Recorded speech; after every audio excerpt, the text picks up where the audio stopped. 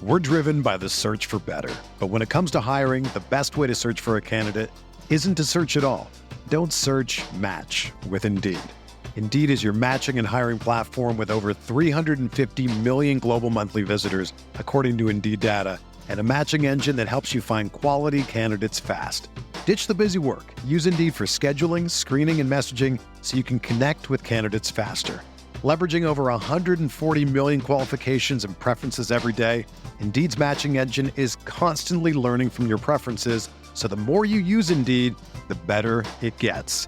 Join more than 3.5 million businesses worldwide that use Indeed to hire great talent fast. And listeners of this show will get a $75 sponsored job credit to get your jobs more visibility at Indeed.com/Blue Wire. Just go to Indeed.com/Blue Wire right now and support our show by saying that you heard about Indeed on this podcast. That's Indeed.com/Blue Wire. Terms and conditions apply. Need to hire? You need Indeed. Audible's best of 2024 picks are here. Discover the year's top audiobooks, podcasts, and originals in all your favorite genres.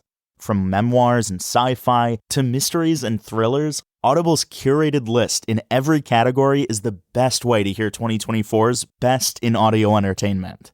Like a stunning new full-cast production of George Orwell's 1984.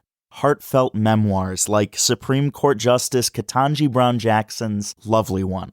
The year's best fiction, like The Women by Kristen Hanna, and Percival Everett's brilliantly subversive James. Audible. There's more to imagine when you listen. Go to audible.com/imagine and discover all the year's best waiting for you. Every artist, what they used to do was they would get in there and just roll the tape. We'll just get some stuff down for fun. Doo-doo, bop, boop, bop. That's what we did. Like all artists. Just roll the tape. This is how you can tell that Jordan went to a jazz school. I mean, that is true, but also because how much time did you log as the principal bassoon in jazz band?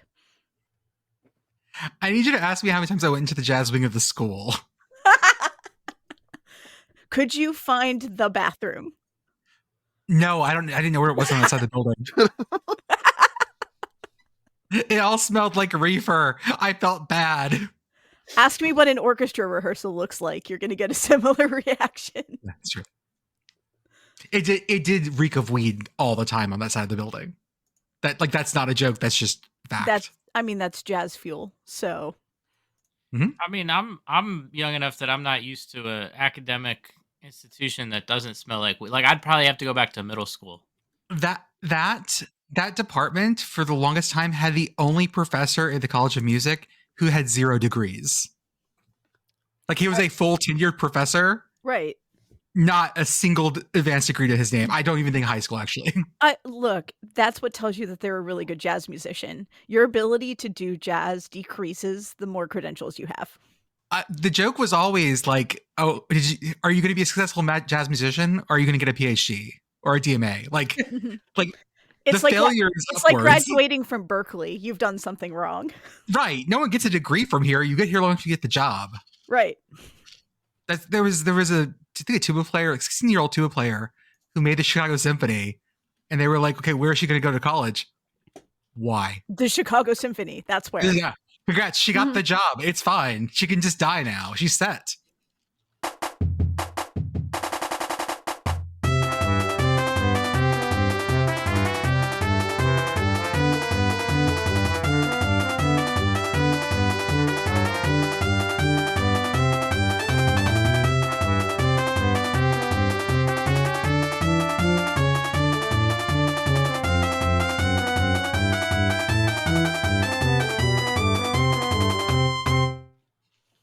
Welcome, everyone, to the Sickos Committee Podcast. This is our podcast for the evening of December 8th, 2024. Happy Selection Sunday, everyone. Were you selected? What did you... I was not. Oh, but neither was I. What did you do for your Selection Sundays? Did you celebrate the traditional way? I lit a bracket of candles. Ooh. As you know, it's called the menorah, Coach.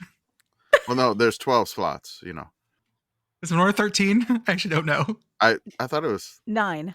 It's 9. Okay, 9. cool. 9, yeah. Aren't there like because there's 8 nights and then there's the And candle then in the there's the middle, center. In the middle. and she used okay. to light all the other candles. I don't know. Yeah.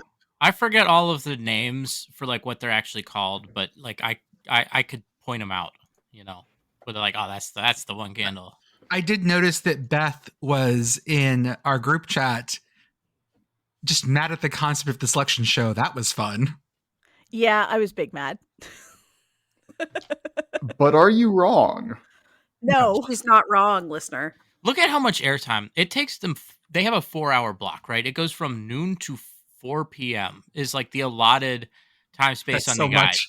I don't. That's so and much. I'll It admit, could have like been an email. Literally. I We got the email. did We not, got the man. email. We man, did get the email after. I gotta shout out Brett McMurphy because This was great. Yes. the show kicked off at like noon, and I'll fully admit, like I wasn't watching because I think anything where it's just like a reveal, unless like you're personally invested in it. Like I watched the volleyball selection show because Pitt #1 seed, we kind of knew they were going to be the #1 seed, and I wanted to see that. But even I guess like a team I root for is the #1 seed in the football thing. But I was like, 4 hours. I don't need to spend my whole afternoon like that. And like they have 4 hours to announce 12 teams. Like you could like divide that up, right? That's what 240 minutes. Can you imagine God, how no, God. long? I would have murdered someone. Can you imagine how long our in-season podcast would go if it took us like an hour to read off 9 things? Gonna throw Every up. team gets 20 minutes. Oh Yeah, my god. So I'm doing the math here. So if it's 240 minutes and there's 12 teams, that means it's what 50 minutes a team? No, that's not 20 right. minutes a team. 20 Every minutes. team gets 20 minutes. 20 minutes a team. Yeah. I mean, Fuck that. the Fuck math everything doesn't add about up. that. And I know that like they're doing other things besides just the top 12, but man, like it's so padded. And So the padding here. Go ahead, Pitt Girl. Yeah, I watched a lot of it. I had it on in the background while I was doing other things. And honestly, it really wasn't a whole lot of things besides the top 12 teams. It was like, here's the bracket, and now we're going to whip around the country and talk to every coach, and we're going to let Nick Saban say things that don't make any sense about conference scheduling for a while from wherever the fuck he is. And Kirk Herbstreit is beaming in from a spaceship, I guess. He was on the Battlestar Galactica. Yeah. 4 hours? The March Madness show isn't even 4 hours. Beth, who is our savior in this show, though? I Who love is speaking truth to power. I love Booger McFarland. I will Truth to power. Yep. Like I will defend that man to the death.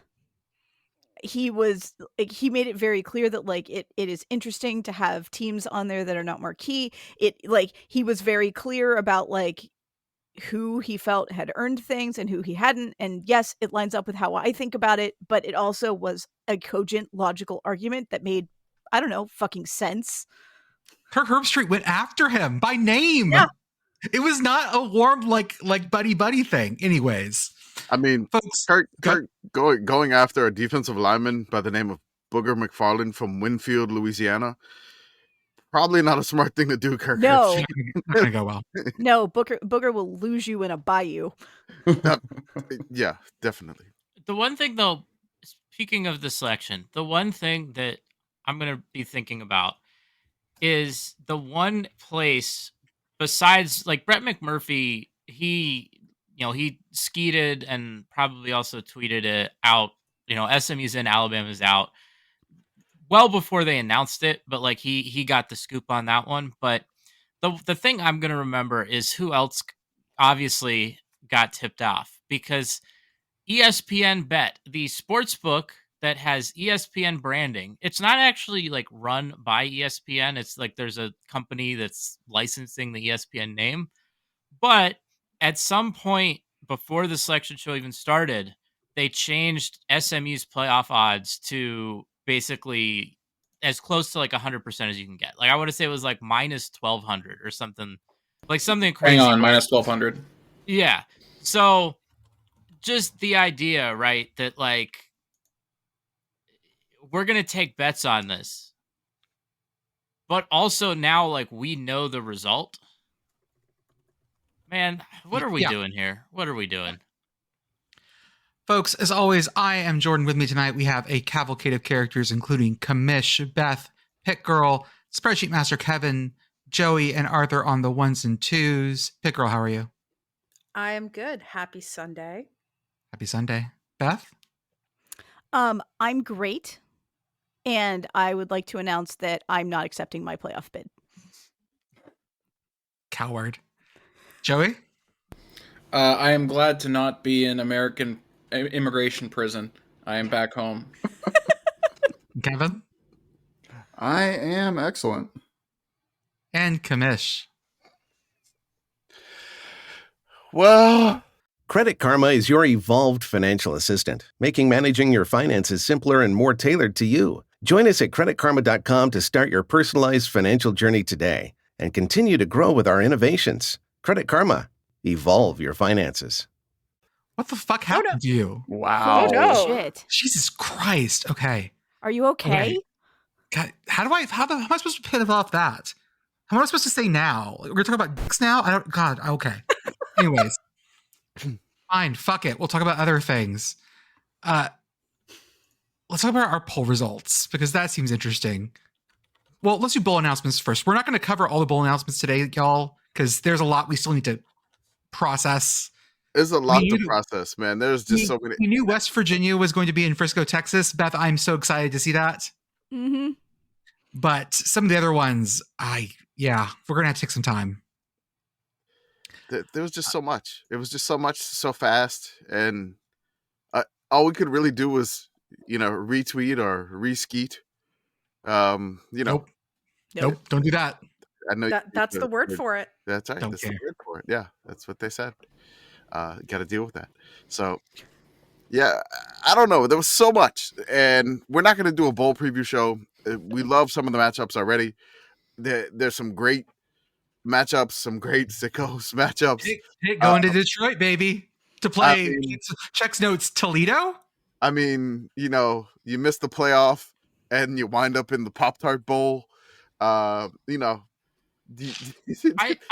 just want to say, for the record, like a few weeks ago when the Pop-Tarts Bowl announced they were going to have the MVP of the game pick the flavor, yeah, I just threw out Cam Ward. Now, I assume there's no way he actually plays, but I feel like I called Miami to the Pop-Tarts Bowl when not a lot of people had them there. You did. I feel like this is the first time I've ever seen a bowl game that is going to have real stakes for MVP.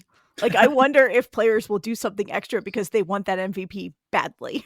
Well, on the other hand, will it be one of those games where, like, I think it was an international bowl a couple years ago where the punter for one of the teams got MVP because it was like a 3-0 game or something. It's gonna be one of those games because nobody wants the responsibility of deciding who gets sacrificed to the Nidhogg toaster. Of who lives and who dies. I love this. I'm not sure that Miami is physically capable of not scoring. That is true. But you're not sure that they could stop anybody either. So No, but they don't get the ball back. It's fine. Yeah. What do I have to do to get the MVP, like on a palanquin chair being fed grapes as they like thumbs up or thumbs down which one of the Pop-Tarts has to die? How Moorish. Cover me in chocolate some more, please. Man, we're just like a month too late to get a Gladiator 2 tie-in. Mm-hmm. only.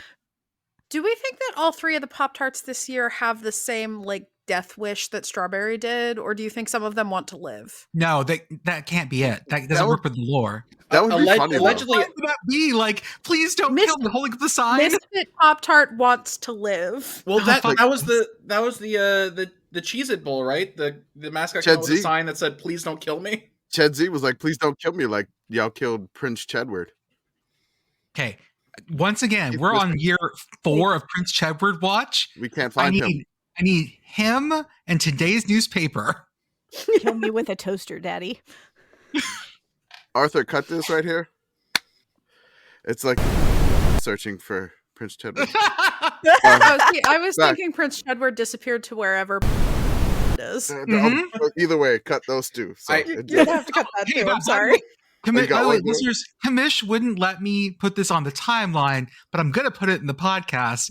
If you haven't been paying attention to news, Bashar al-Assad is no longer leader of Syria. He fled. I hope if you learned that from this podcast, please sound off in the comments. You are legally required to. As Arthur has said, and his Discord status currently says, he got a fled. There are a lot of current and former education professionals in here. I feel like I need to raise my hand in order to drop my take in here.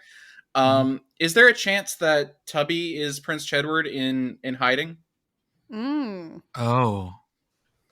Okay, we'll work on this. This I feel like this can come out in our bowl episodes, but I like this. Right. Put a pin We in need that. like an egg tester light to put behind Tubby to see if like the silhouette of Prince Chedward is inside. Okay, hey, put that in the Photoshop thread right now. My God, put that in the Photoshop thread right now.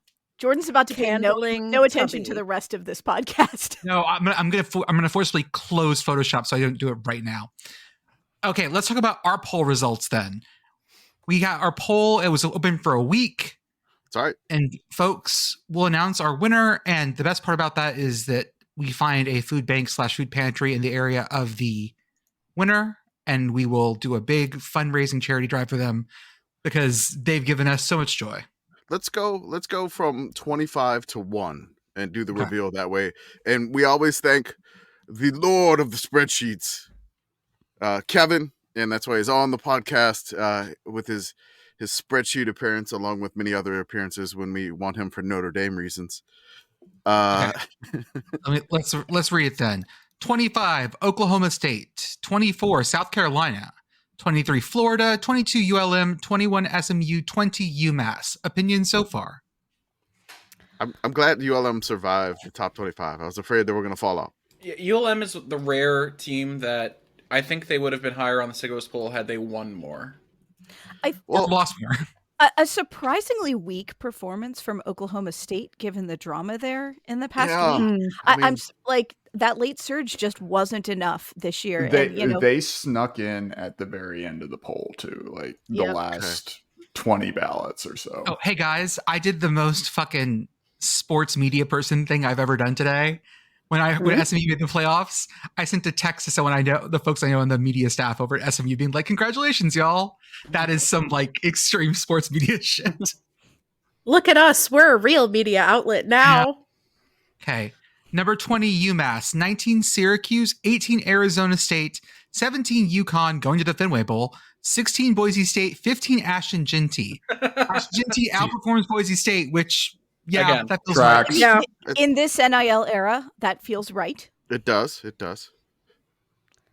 Okay, going up from there. Kennesaw State 14, 13 Ryan Day. All right.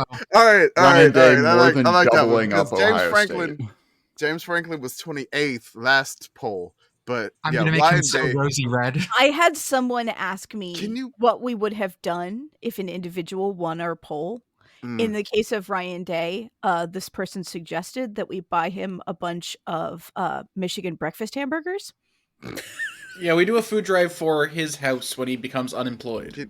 Can I ask something when you do the graphic for the Ryan Day slot here? Yeah, go for it. I want the slumped over Ryan Day picture on the field as his logo.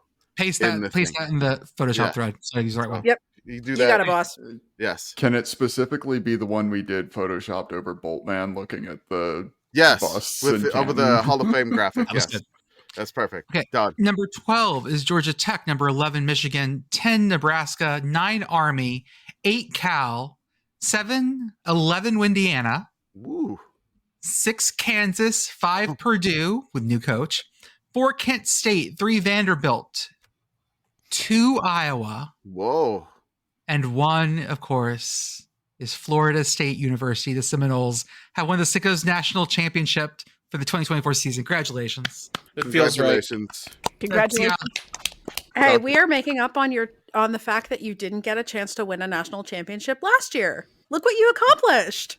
You did it, Florida State. We can talk about the Noles. From just a very flat information point of view, you could just say Florida State missed the playoffs 2 years in a row. Yes. Mm-hmm. From a very just like that. Those words are all real. I mean, that's a true fact. And still won a national championship in football. I mean, they did. Can I make a sports media take here? Like fully Booger McFarland, Stephen A. This poll. Oh, Iowa's only here off legacy. This is a helmet team. I don't think this team was very Sickos this year. I thought they were very run of the mill. I think they are the Alabama of the Sickos committee. However, their performance in the Heroes game meant that they won 13-10, and this is just recency biased. It's preposterous. I have no idea. And they have bamboozled the Sickos committee voters. Florida State fans are going to be so mad when their Florida State team has the same poll like gravity towards the top, even after they just become totally mediocre next year. Because this year, like it feels like you take last year and this year together. One of them was a fluke. Yeah. Well, I think the average is fine. Yeah. That's the problem here.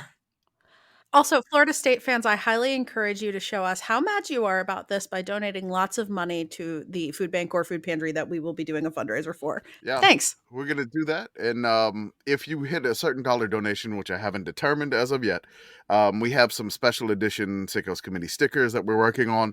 I also have like some fancy ones you can't even get in the store from us. That if you send your address and your name, your full name, not just like your screen name. But I mean, if you want me to address it that way, I could do it. But we'll be sending some like stickers and trinkets. The koozies were a bit of a pain to mail last year. No, we're not doing that again. Postage was hell. Finding envelopes were hell. So it was very, very difficult to do that. So we're gonna give you stickers, and it's gonna be a whole lot easier. Specially designed sticker. You're gonna get a special one that only people just for getting it. I'm gonna burn every one extra one I have. Yeah, like you're not getting any extra. These are going to be limited edition stickers if you hit a certain dollar donation in the food drive. And also, like, if you really want a koozie, you can get a blank koozie on your own and then put the sticker on it. It's true. I will state for the record, I have donated to several nonprofits under my screen name. They'll send you end up on the donor list under your screen name. You can send us your screen name. You'll get mail that way. Shout out to our friends at a homeless shelter in Louisville that have sent me mail addressed to Obnoxiously Pitt Girl with a donor letter that says, "Thank you. Dear Obnoxiously, thank you for your generous donation." Oh, you're the Central Pennsylvania Pitt Girls. Okay, so then let's push forward and talk about some firings here. We have a couple of brand new things, some older stuff we'll talk about. New Mexico is a reno job. Like they have stripped the copper from the walls at New Mexico. Oh, not like a French car reno job. No. No, a renovation. I mean, it's about as reliable right now as one of the right. I mean, this is one thing that really got personally on my ballot. I had like New Mexico, I think like 1 or 2 on my ballot for how awesome they were this year, like entertaining to watch. And then this happening like right before the thing closing. But like this was the absolute hellish day for New Mexico Lobos football. They lost their QB, Devin Dampier, who went into the transfer portal. They lost their offensive coordinator, who got hired by the Utah Utes. And then they lost their head coach, who was there for a year, Bronco Mendenhall, left the Lobos. And got hired by Utah State all in the same day. Can I add that if you want to include last week in this, they were the very last team fighting for bowl eligibility and lost, which even if Bronco was already leaving by that point, denies them the opportunity to groom an interim with the bowl practices. They were the very last team. They lost to Hawaii, which gave UConn a guaranteed bowl, which we were following at the time. It's just a hellish month for New Mexico football. And guess what? They just had a new athletic director that started on the 1st of December. Yep. That was week 1, baby. Like, here you go. Welcome to New Mexico. You got to fix the football team already. Everything's on fire. Everything's on fire. The New Mexico AD, Fernando Lobo. Lobo for the Lobos. Lobo? Lobo. Yeah, Lobo for the Lobos. But he's at his desk. He's at his desk right now, like the dog with the mug, saying, "This is fine," and he has to fix everything. I don't think he has a desk at this point. Some other not weird news, but things that have happened. Barry Odom's out of UNLV to Purdue, goes back to the P4. Sure, that feels so. That like, hey, it can't be worse than what Purdue was doing. I mean, yeah, UNLV was good. Good hire. It's a hire that's one of those where it's not flashy, but it's sure. Like it's not Dion, but it's also not Dilfer. You know, it's not. Yeah, no shit. It's not Dion. Barry Odom and Dion are. That is such a, oh my god, two worlds. I would like alternate universe where Dion goes to Purdue. You took the words literally right out of my mouth. Black and gold. For Dion. Black and gold. For Dion. Oh my god. Or Dion? Let's go your black gold schools. Dion Sanders walks into Wake Forest. I think there's a certain vision, don't you? There's a certain, like, if you want to be the underdog, because Wake Forest, for all intents and purposes, if they chose the wrong chair in musical chairs 100 years ago, is probably in FCS right now. So I could see like the scrappy underdog with the former player thing working there if he had started there, but now no. Okay. Now you got me thinking about Dion coaching at Purdue and him like riding up on the train with Purdue Pete on the back. He would insist on riding up on the train. Yeah, I kind of want this now. I want this now. But Barry Odom, he played the drums. Purdue. Great time. It seemed like he kind of reinvented himself after his Mizzou tenure, where he was 25 and 25 at Mizzou. Do that. Right. And then, that's a low weekend in Vegas, baby. That Bobby Pruscino did that. Heck yeah! I just sent Puddles to Vegas. He was 19-7 at UNLV. Did you chip him? It felt that way. No, Puddles is imbibing the national finals rodeo this week. Oh, that's so much fun. Does he wear a hat when he goes to the rodeo? Probably. Yeah, of course. Of course he does. I hope excited to see what he's getting a new belt buckle this week, and he's very excited about it. Yes. Sorry, did you say the national rodeo finals? National finals rodeo. Yes, those are two different things. The order of the words I'm confused on. This is the officially branded version of professional rodeo. Okay, I thought held in the MGM Grand every year. So when you said national finals rodeo, my brain was thinking something to do with finals week. Where okay, yeah. I don't know how finish the bit for me. I don't know how it ends, but that's where I was going. Charles Huff also has left Marshall, who just won the Sun Belt, to go to Southern Miss. This was weird, right, Commish? So this situation was strange. Like, Marshall did not want to, like, he was on the hot seat with Marshall last year. So he goes into this year with like 1 year left on his contract, and like his contract expires, I think, like a few days after championship week. So it would be expiring. Like, I don't even, maybe through the end of the bowls it was gonna be expiring. But like, he's basically doesn't have much time left on his contract, and he's working. The last season at Marshall, like, just like, okay. And it seems like he was like coaching for a contract somewhere else, which he got one at Southern Miss. He won the Sun Belt conference on the road too. In Lafayette, which is kind of a big deal, and honestly, and whooped him.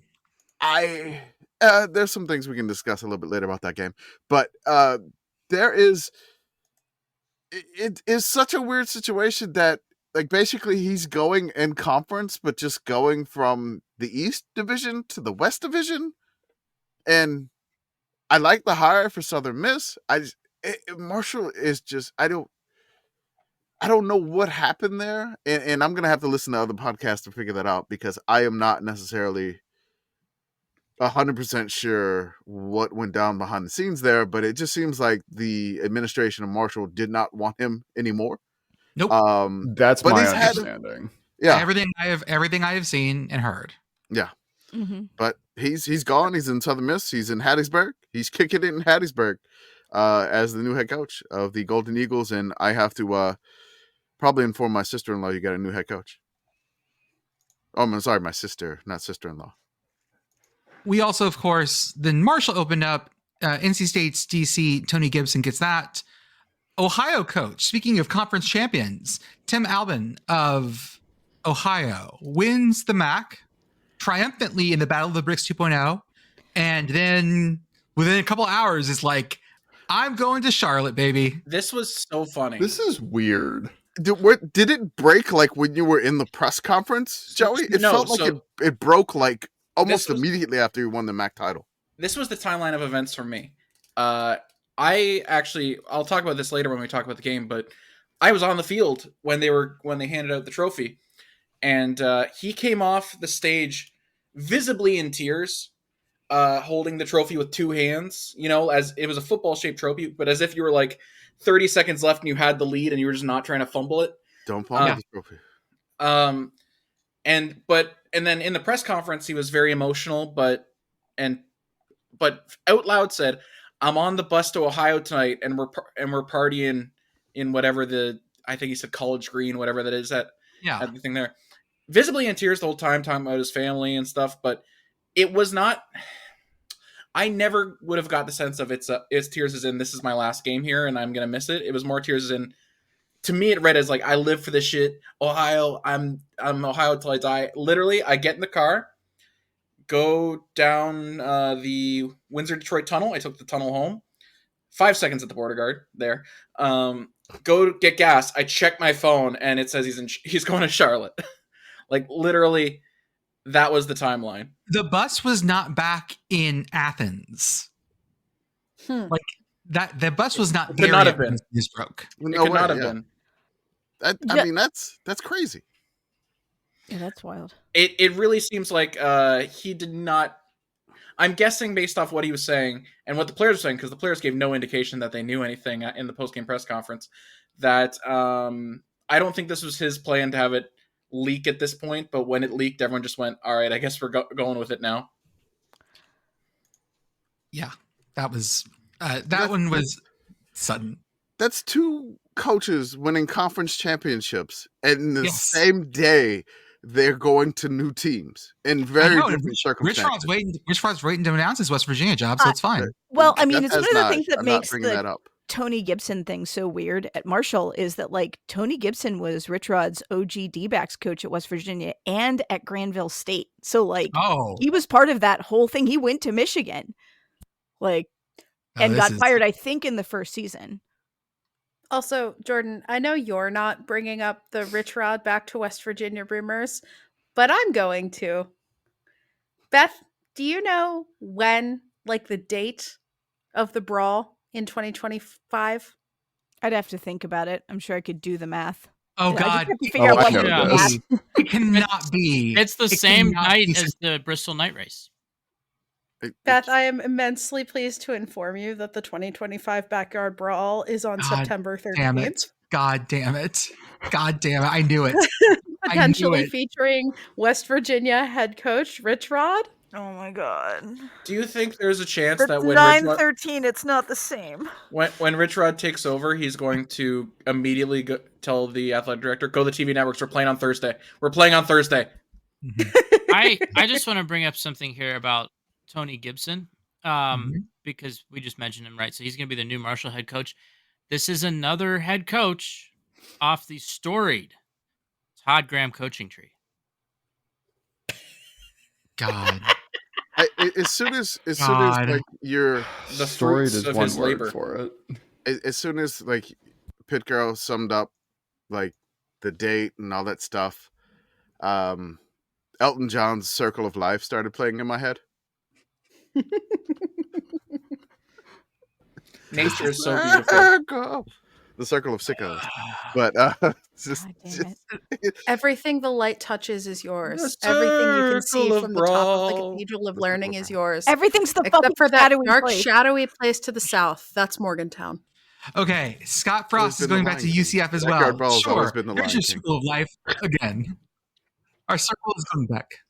Scott Frost is moving back to his hometown. He's getting back with his high school girlfriend. This is a Hallmark movie.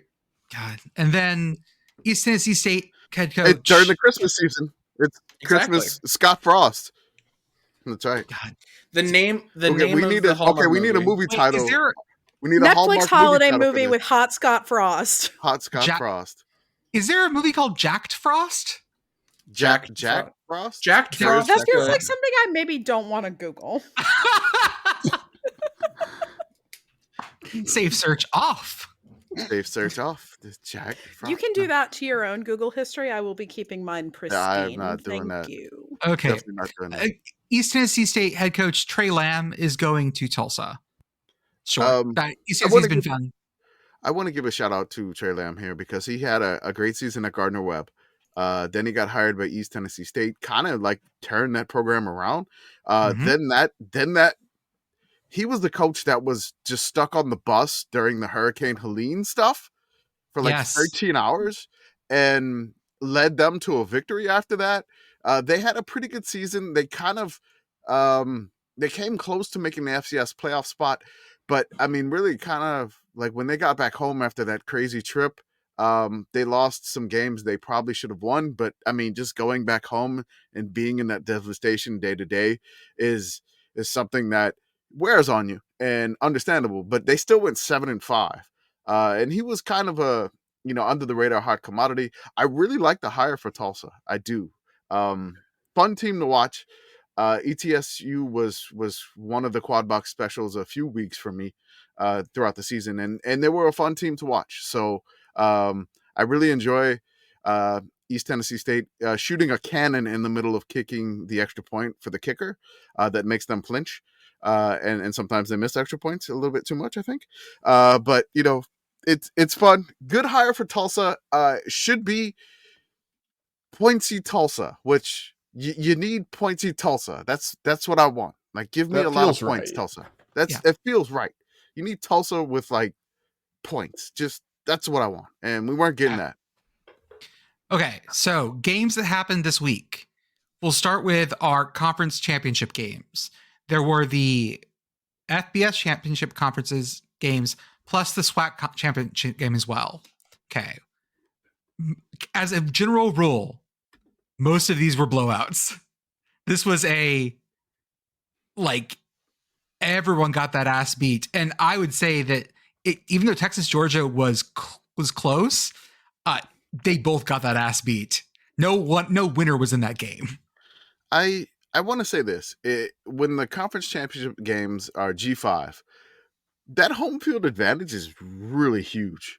Yes, it is. It is a giant thing because basically it is a short week of prep for both teams, and then one has to travel, the other doesn't, and then you're going to have your home fans like amped no matter what the weather is, or if it's even crappy weather, if you're a northern team and you got a southern team going to the crappy weather in the north, it's going to be a huge advantage. And it kind of played out like that if it wasn't a neutral site game in the G5. But, the other ones, the power conference schools, a little bit different, but still blowouts. Yeah.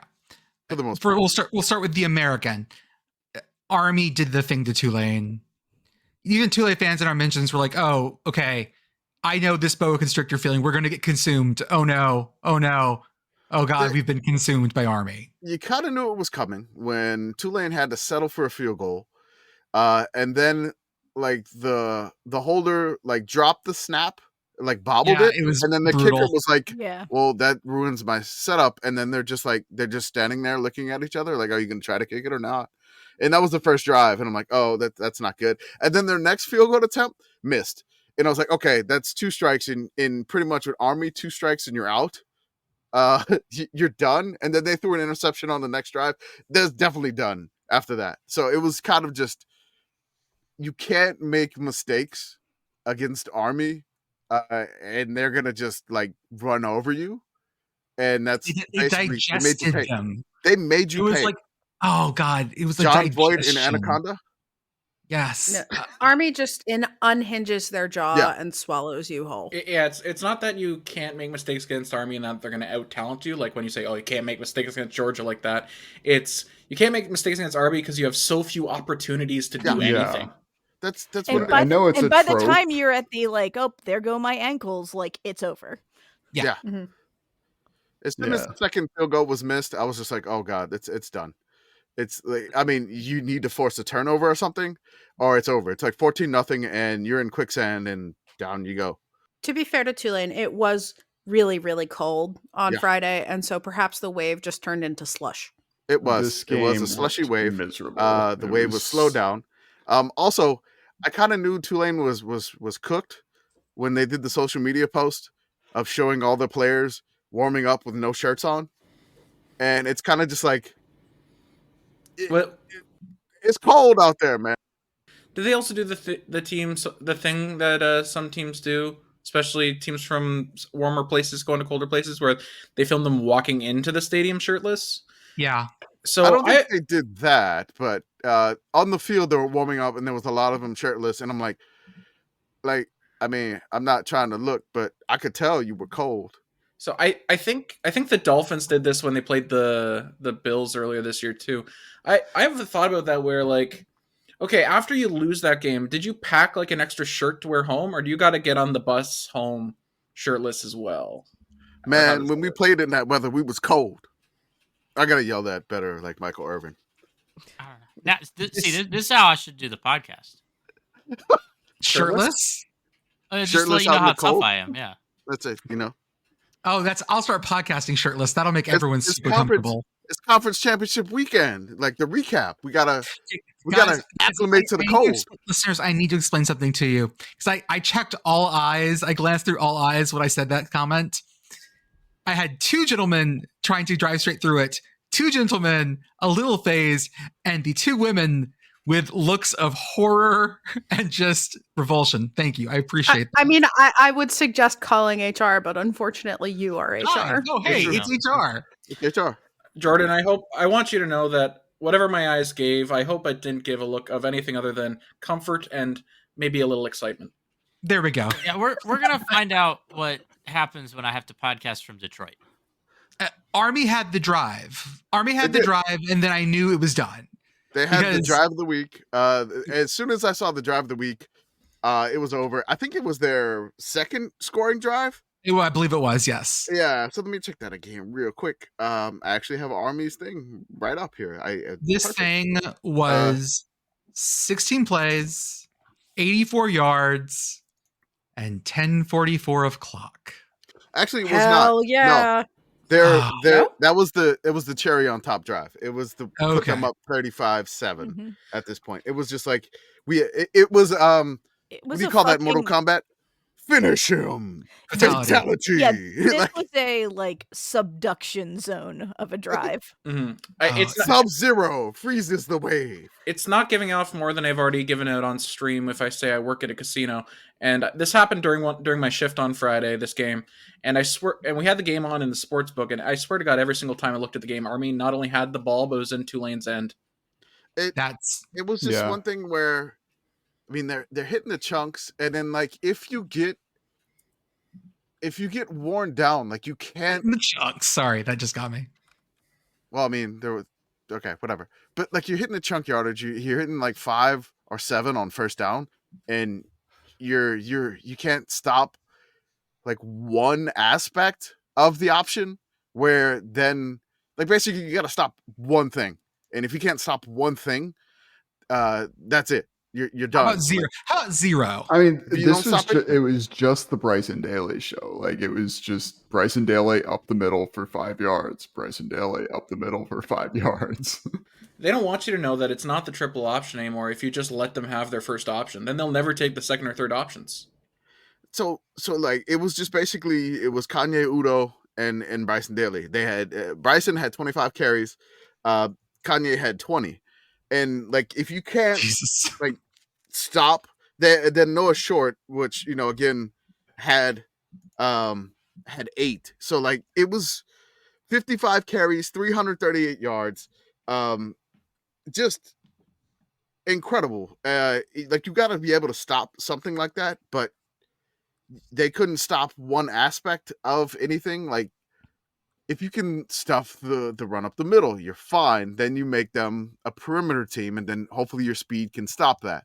But if you can't like stop one side of the attack where they're running the ball, you're in a lot of trouble. And the Wave was in trouble. I thought they would put up a better fight. It was cold. They handled Navy. I think like Army should be the relative favorite against Navy, but when you put those two teams together, you can't predict shit. No, that is a like maybe an under. My new headcanon is that the Army Navy game is the +1 of conference championship week. Oh, okay. I like that. So like Navy got a bye, Army had to play their way in, and now they play the +1. And that's who wins the regular season. Where is the Army Navy game this year? Is it in like? I think it's in Baltimore, hun. Okay, it's Baltimore. Okay. Is it in the Big Crab Cake or is it in? Oh no, it's in FedEx Field. Yeah, it's in Landover anymore. DC. Yeah, we talked about this on the show previously. Yeah, all right. It's in fucking Landover. We don't talk about professional football too often, but nor do we do politics. But have you heard the thing about the Washington Commanders right now about their stadium? They need a new one. Oh, the RF. They're trying to get RFK. They're having to like sell jet fighters to the DC National Guard. Other way around. They're trying to sell in exchange for letting the Commanders relocate from Maryland to DC. Technically, they're going to try to sell a portion of the DC Air National Guard to the state of Maryland in exchange for the Commanders. Fucking what? That is so DC shit. Oh my god. Why does DC even have an Air National Guard? No, hey, like no. They already have the whole other military. Like I do not accept this question. Like two planes. Yeah. It's the whole DC Air National Guard. Listen, they have taxation without representation. Like they should have planes. This has the same energy as that time that Pepsi briefly had the world's 8th largest navy or whatever. Yes. Because Russia traded them a bunch of old battleships in exchange for a bunch of Pepsi. Is there even an airport like in DC limits? Like obviously like National is across the river. No, that's Dallas is in Virginia. That's in Virginia. Yeah. Like, there's nothing in DC. There's like an airstrip or something. No, like it's very urban. And there are like 3 airports. Oh, there's BWI. There's Dulles. None of those are in the 10-mile square. Yeah. Reagan's in Arlington. You know what? I don't think there's any. You're probably right. Unless there's something in Southeast DC that I just never saw. Yeah, Leesburg Executive Airport is what comes up when you Google for private jet charter flights. According, also not DC. According to what I found, the DC Air National Guard is based out of Joint Base Andrews, which is in Maryland. I mean, yes, it's worth noting that like if we made the square a square of DC, Reagan would be inside the square. It just happens to be in Arlington, which makes weirdness. Oh, so you're one of those people who have like weird old constitutional things. Like, make DC square again. I'm totally fine and believe in laws and science, but I also believe that Virginia's taking that part was illegal. I think that they should make DC in the shape of a star because that's what capitals looked like on maps as a kid. Make DC pointier. I got some breaking news here. Sorry. Oh, sorry. Which is like you'll probably see this, but this kind of just broke a few moments ago. Central Michigan is still looking for a head coach since Jim McElwain retired. They are targeting Army offensive line coach Matt Drinkall. Okay. Do it, Central. Run the triple. Right. Do it, Central. Dude, Central Michigan, run the triple and drink it all. Drink it all in Mount Pleasant. I saw Army's O-line.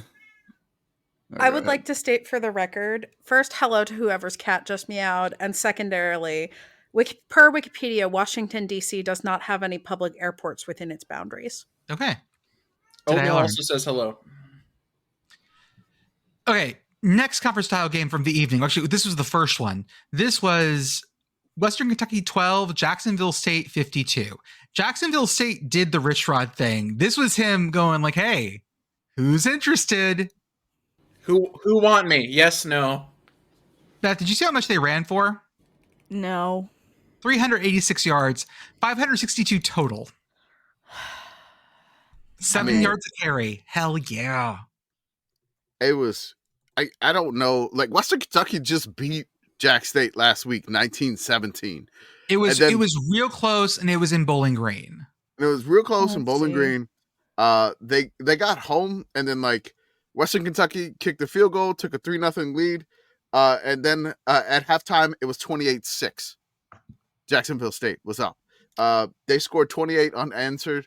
Western Kentucky got a field goal, and then Jackson State just kept pouring it on and on and on, and they got a 50 burger. It was just, I don't know what's, like there's Smoking Musket, who we follow, and there's a bunch of West Virginia fans that are in our mentions when we tweet Jack State highlights about the rumors to Rich Rod, and they were all like, "Oh, yeah.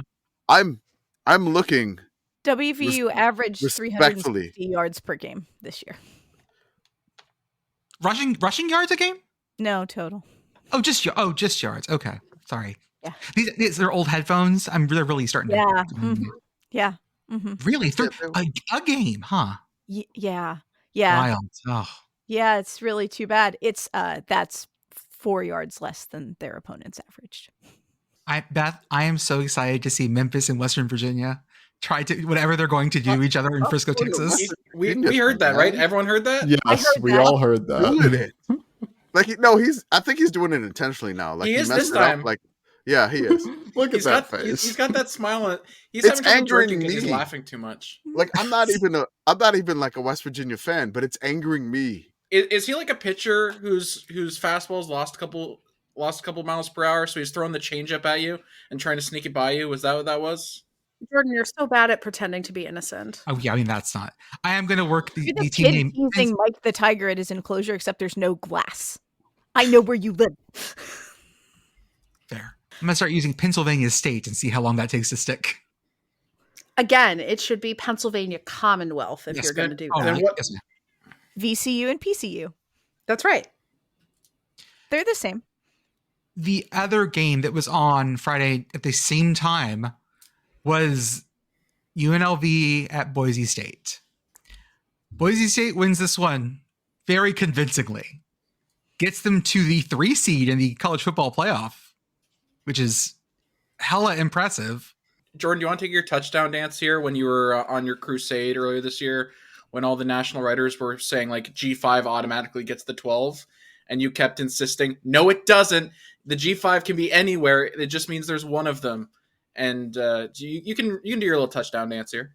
I'm just here I'm an educator. I'm here to educate. If Beth and I have to make a Schoolhouse Rock a real one, because the one ESPN put out was not great, an actual honest to God Schoolhouse Rock song about how this playoff works, we will write it and we will record it, damn it. Oh, happily. Can you do one about overtime that's better than the fucking Cheez-It animation too? Because I hate the Cheez-It animation so much. This is going to be our year of putting out Schoolhouse Rock. We're going to send football. And we're going to submit one of them to San Marino's Eurovision final. Mm-hmm. We can call it Fieldhouse Ball. Yes.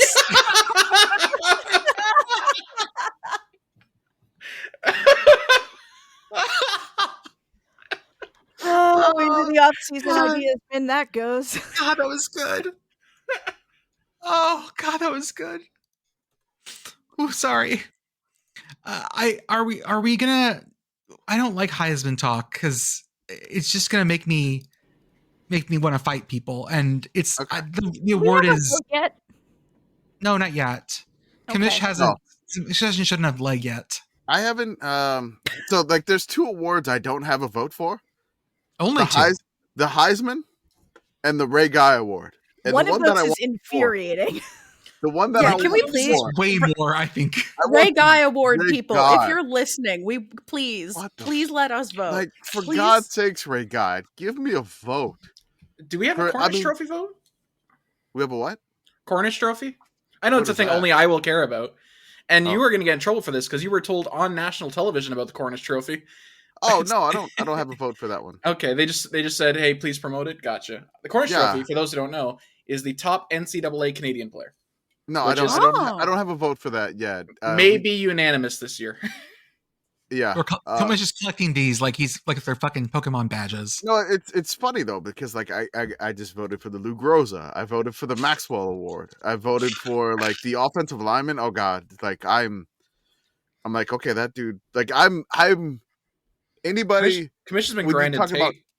with like O lineman, I'm like going to like Golick Jr. and Cole Kublik. I'm going to like, was it the Oregon guy? Is it Graham that we follow? Like when they start mentioning, when they start mentioning O lineman, I'm like, okay, I'm going to Twitter and let me look at these folks before the votes because but like any specialty player, like the cornerback or whatever, I got those. Like the interior line play. That's like that's something I, as a an average sized human being, that's real ball knowledge. Not too well versed in that, so I know where I'm lacking there. But like don't you just grunt and mutter something about footwork? That's right. Got to use his hands, keep his hands inside. Got to stay on platform, I guess. The reason we say this is because Ashton Jeanty had a great night. The question then becomes, okay, is it Travis Hunter, Ashton Jeanty, Shedeur Sanders? I saw Dylan Gabriel's name mentioned, but we're not. Dylan Gabriel. I mean, like, hey man, his team is number one. His team is number one. Absolutely not. I refuse to engage with that. He's the quarterback of the number one team. Someone said Curtis Rourke and/or Bryson Daly sign. Someone said that Army's quarterback should go, but it should go to a vote. Yeah, I mean, he should be in the to New York. He should be in the top 4. Yeah, for sure. If I had a vote, something for their best team in a century. We don't have to debate it or anything like that. But I'll just flat out say it. Like if I had a vote for the Heisman, Jeanty would be my vote. We don't have to debate it, but if I had one, that would be my vote. Like Hunter would be 2. Like Daly would be 3. Probably Scattaboo would be 4. You get 3, and my fun third one would be Diego Pavia. This is where our Heisman vote would go if we had one. If we had one, can we put that in the podcast? If I had one, but no, I don't. Do that, but with the Ray Guy trophy. But they've got the whole dumb thing where you can't talk about it until after it's come out. Well, I mean, which we would be terrible at. That's just for betting odds, right? Like that's the only reason they do that. No, there is some weird like. There's like 1,000 voters. Does it even matter? I think it's like 983 voters last night. 980 some odd voters. I think last. That's way more than I thought. Yeah. And now I'm actually really hurt we don't have one. I feel like within 950 whatever. No, we're within that. No, we are not legacy media. We're not ESPN yet. Do they air the ceremony? Yeah, they do. I watched it the year that Kenny went to New York. So we'll know the winner based on when they change the ESPN bet ads. Ooh. Or odds. Oh, what are the odds? We got to check those. I was just going to follow Brett McMurphy. And Brett McMurphy would. Leaks 5 minutes before. Yeah. Yeah, he'll know. He'll. As always, the official stance of sports betting on this podcast is scared money, don't lose money. These quarterbacks said he couldn't find Boise on a map. Yeah, before the game, which was. Yeah. And then what did they do during the game, Commish? Every time he got sacked, they showed a map of Boise on, like, basically they Google mapped him on the thing. Let me see if I can find it real quick. That is great. such I mean, man, that's such a good bit. That's such a weird trash talk. Like when you try to trash talk and it like reflects poorly on you. If you're like, oh, I haven't heard of that thing that you probably should have heard of. Yeah, like, they threw up a little Foursquare sign where he got on the field and it says "got sacked here." Here you go. I found the video. Man, I feel like if you are a high school graduate, let alone a college student, and you're like, yeah, like I couldn't find Boise on a map, like I don't know what that says about you. Yeah, so basically, that's when you good. Oh, go ahead. Sorry. I was saying it's when you reach in for a really good insult and it just comes out badly, or like I'm trying to trash talk. Oh yeah, it's great, and then something just really you fall on your face. That's what this was. I'm gonna trash talk, and my trash talk is I can't read maps. Yeah, it's A&M yell leader I've shit. been is what it hoisted is. by my own petard. Hoisted violently. Yes. Okay. Saturday. We fast forward. Let's cover the MAC game first because Joey, sweet, gentle Canadian Joey. Oh, like man. Every time I send Joey to snow Detroit, irrigation. immigration. Every time I send Joey to Detroit, there is some happenstance that happens for Joey, and there's something hilarious that happens. So that's why I was like, Joey, you got to come on the pod to talk about it. But I mean, one time you tried to go to the Quick Lane Bowl, you lost control of your car, wound up in like a snowbank when it was like historic snow proportions. The other time, like your car engine blew, I think. Yep. But again, that was the bowl. And then I said, normally he's been okay making the MAC championship game. Like he can make the MAC championship game safely for the most part. And then this time, this happened. Well, first of all, last time at the MAC championship, I got there fine. I don't even know if I mentioned this to you, but on the way home in Windsor, Ontario, I got stuck in a Santa Claus parade. Wait, what? Like the only road out of Windsor, Yeah. there was a Santa Claus parade going, and I was about to turn because I was like, "What is happening right now?" And then a cop ran up, went, "Just go around, go around." Sorry, Joey, I need to know what in Canada a Santa Claus parade is, because what I'm imagining is just shoulder to shoulder Santas. What is that thing in You're New York? picturing SantaCon. Okay, when you say Santa Claus SantaCon. parade, Santa Claus is describing the word parade. Have I done a thing here where I've described a local thing as if it's not as if it's worldwide? It is just a Christmas parade, and at the end, like the star of it, the final float. Is Santa. Okay. So it's like the Macy's Thanksgiving Day parade, but in Canada. I'm not the only one that heard Santa Claus parade and was like, SantaCon, right? No one else assumed that Oh, no, I every went person straight in to the parade SantaCon, was Santa. Yes, that was. Okay. Or the I was Canadian hoping, like, SantaCon. local high school marching band, everyone is dressed as Santa. Yes. Yeah, man. Yes. I was hoping it would be like something in a heist movie or like an action movie where the dude's getting away, he puts on a Santa outfit, and then suddenly it's like there's 300 Santa Claus. How are you gonna track? Like it's like Harrison Ford in The Fugitive when he like, but instead of St. Patrick's Day, he's Santa. Yeah, you were Thomas Crown Affair, but Hallmark. You described Where's Waldo. Sorry, that one got me. I think what is happening here is we don't have Thanksgiving Day parade, so this is our translation. Okay. Anyways, so that was last MAC championship. This time, I get there. The weather was actually beautiful. I left super early, thinking it was going to snow. Got to the border. This short border guard with glasses comes out and is very much in border guard mode. Like he's like, "Where are you going?" And I just go, "I'm just going over the border to Detroit, sir." Fucking Canadians. I imagine the worst part of his job is dealing with happy people. Just go across the border. Go watch a football game. How dare this Canadian be happy? I say, "I'm going to Ford Field, just over the border." And he goes, "What's going on at Ford Field?" And I said, "Oh, football. He said, "What's the game?" "MAC championship." "Who's playing?" "Miami of Ohio and Ohio." And he stares at me for a while and goes, "Do you know anyone playing?" And I said, "No." And he just goes, "It's kind of weird." and he goes, "Why are you going?" And I just shrugged and said, "It's close by and cheap." And then he says, "Open the trunk." And then he makes me get out and he searches my car. And then he just goes, "Are you meeting up with anyone there?" And I just go, I'm meeting up with someone at the game. And he goes, he just says, "This is, you understand this is like a suspicious reasoning for going over the border." And I like try and hide a laugh. And he goes, "You nervous?" Oh my god! I mean, it's the battle of the bricks. It's the battle of the bricks, folks.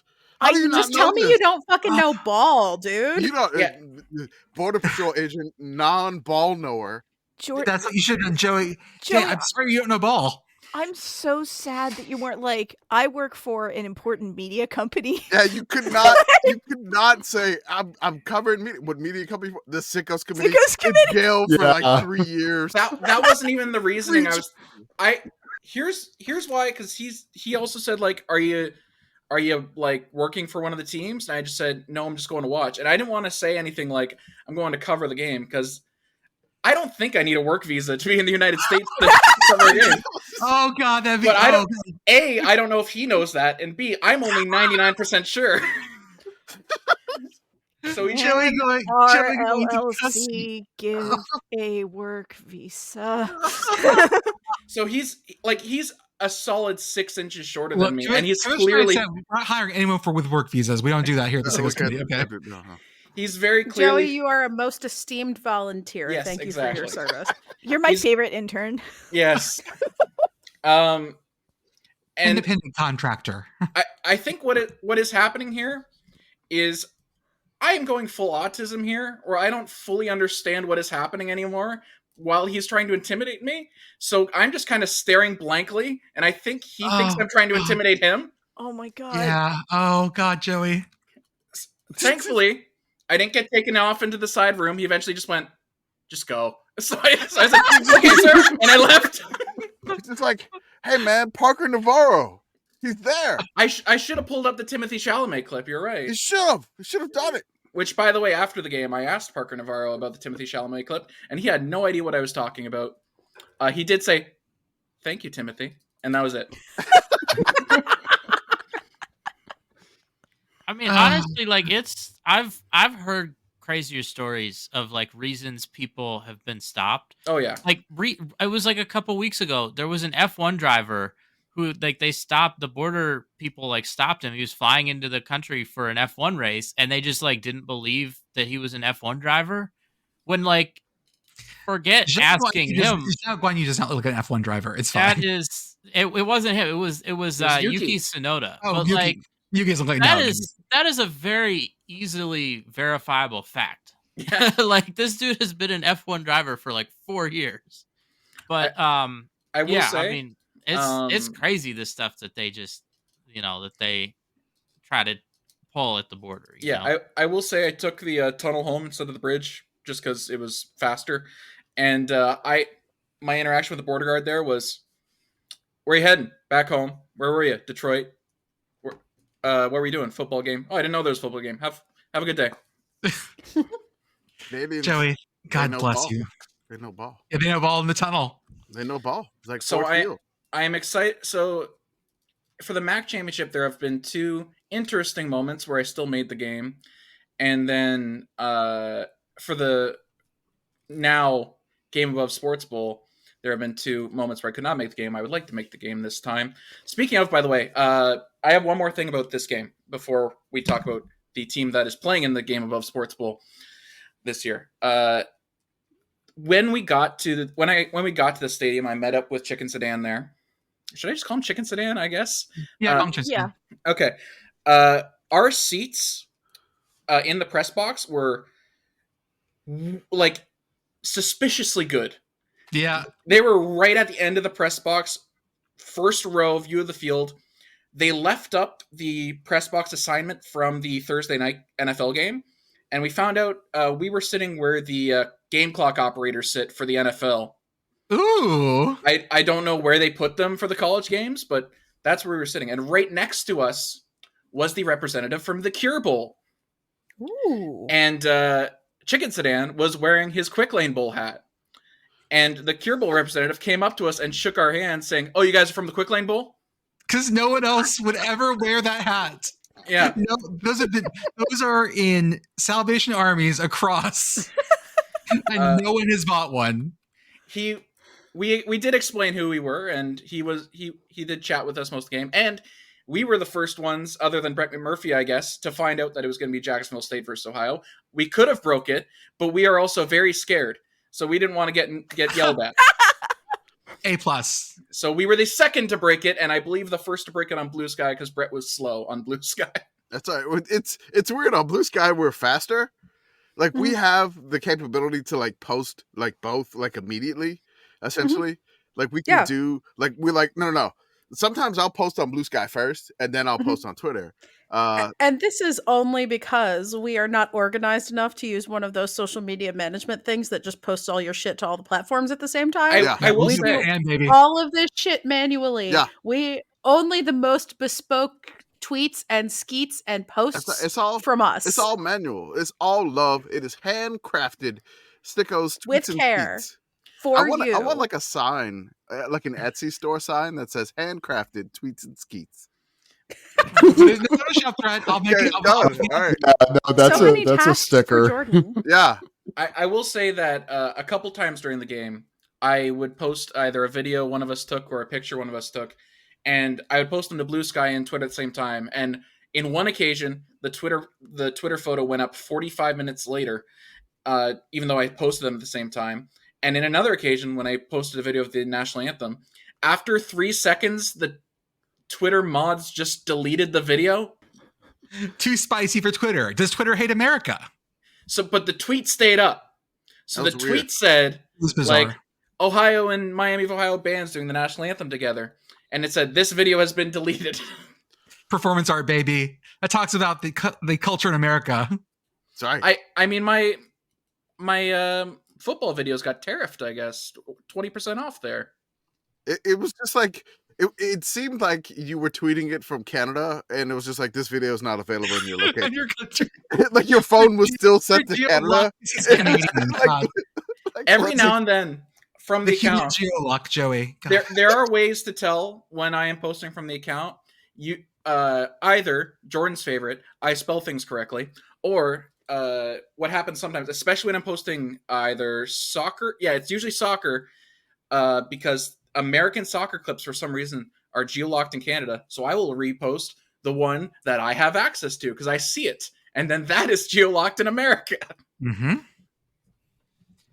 Okay, let's do our ad read now. Folks, check our link tree and our Twitter, Instagram, and Blue Sky profiles for various discounts. Join our Patreon. We're open year-round, and the off-season's when things get really weird.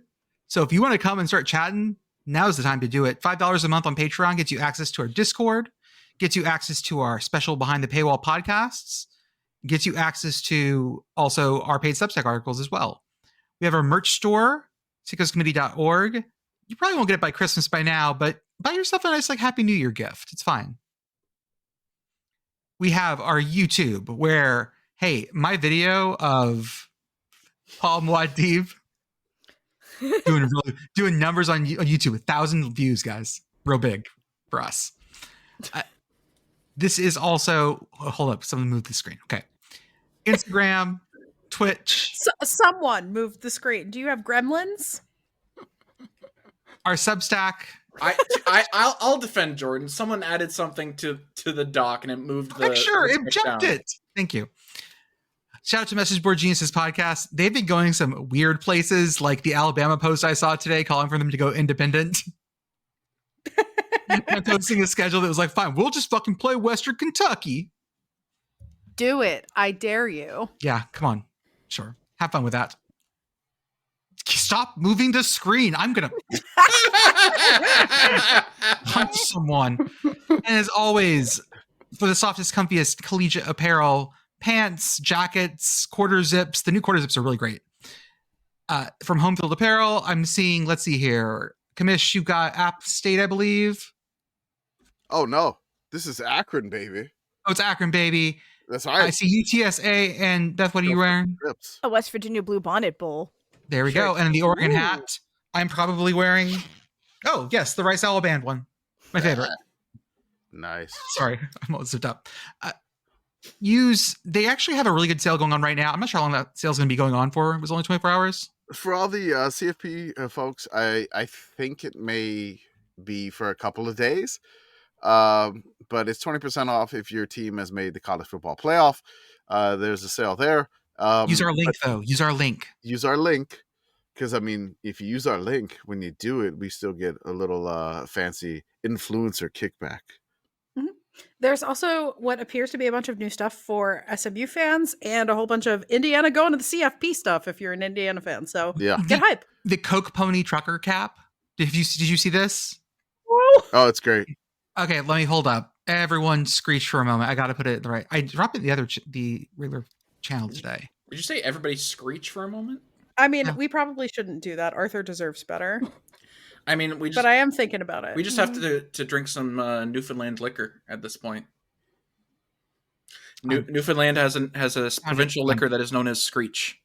I want to say this, but I wrote a master's paper on the Newfoundland liquor industry and like the craft liquor industry, which was very weird. But I did that out of my master's paper, and I had to like analyze it on like travel distances, and it was It was incredible. So I'm well aware of Screech. Please let me see this paper. Commish, I have a question. I have a question about the paper. Yeah. Just because it's not going to make any sense to anyone else here. Did the phrase "kiss the cod" appear anywhere in your paper? No. I didn't. No, I did not put that in there. Okay, because the States. I don't care what's legal in Canada. It's not legal. Because I'm like, do I have to? Because it was one of those things where the paper had to be so long already, and I was like, if I put this in there, I have to put another paragraph explaining this phrase. and then if I put it explaining it, then I gotta add fucking footnotes. And I'm like, no. I mean, the footnotes. The footnotes. Canadian fish kiss. I'm googling that. Let me see if I can find this. I don't. Wait, no, it's not on this laptop. So everyone, buy home field apparel. We're moving on. The Coke Pony hat is very good. Jordan, I did see this hat. I was envisioning that Home Field had made a hat that just said like it's like the script corduroy hats, but it just says Coke Ponies in the Coca-Cola font. Yeah. All right. Can I add Home Field? We're good at this. Hey, Prime members, have you heard? You can listen to your favorite podcasts ad-free. Good news! With Amazon Music, you have access to the largest catalog of ad-free top podcasts included with your Prime membership. To start listening, download the Amazon Music app for free or go to amazon.com/ad-free-podcast. That's amazon.com/ad-free-podcast to catch up on the latest episodes without the ads. Forget one-size-fits-all diets. With Noom, you get a personalized weight loss plan that's tailored to your lifestyle. Have cravings? Food FOMO? Noom can help you lose weight while still enjoying your favorite foods. Noom's users love the flexible approach, blending psychology and biology to help you lose weight in a way that's sustainable for you. Plus, you can rest assured Noom's approach is grounded in science. They've published more than 30 peer-reviewed scientific articles describing their methods and effectiveness. Stay focused on what's important to you with Noom's psychology and biology-based approach. Sign up for your trial today at Noom.com. Before we move on real quick, I want to add some stuff that I forgot to add to the show notes and I never got back to.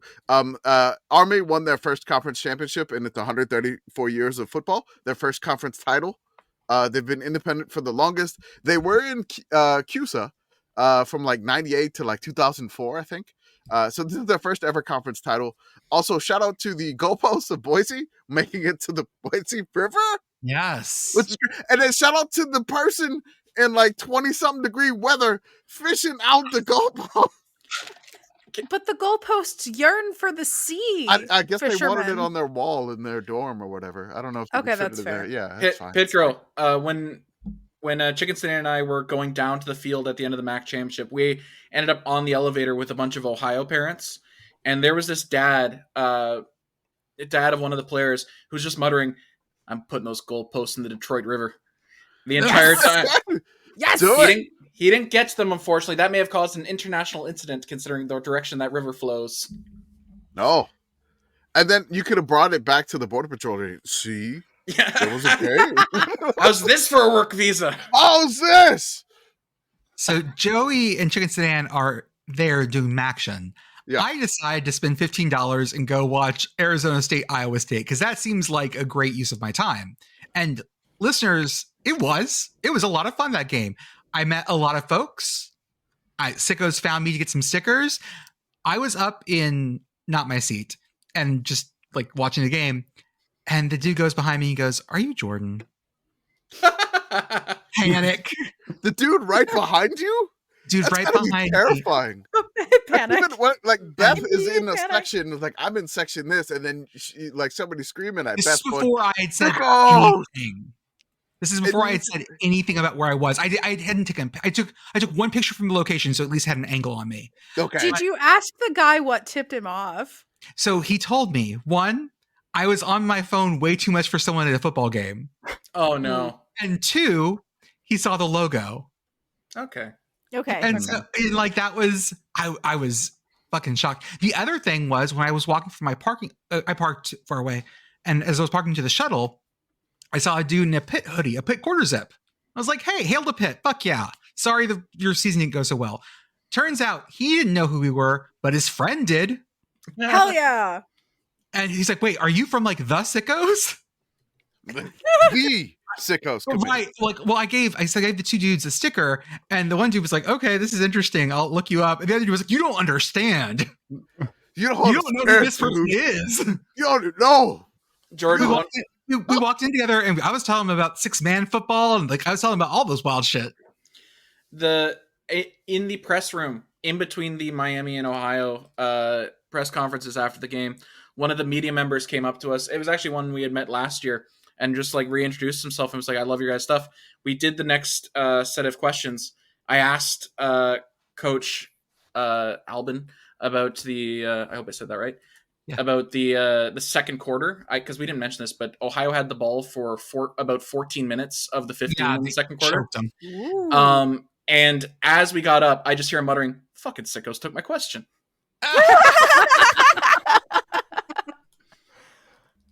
In only that context is that a compliment. Fucking Sickos, yeah, hell yeah. Now I'm imagining Scooby-Doo.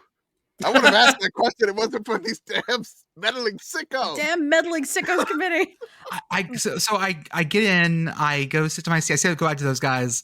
Great game. Got to watch Cam Skydaboo live. And y'all, I can't describe the impact that man makes against human bodies and flesh and bones. Because in an enclosed arena like I was in at Jerry World, those rang out. It was glorious to watch him just throw fools. This was a beautiful performance.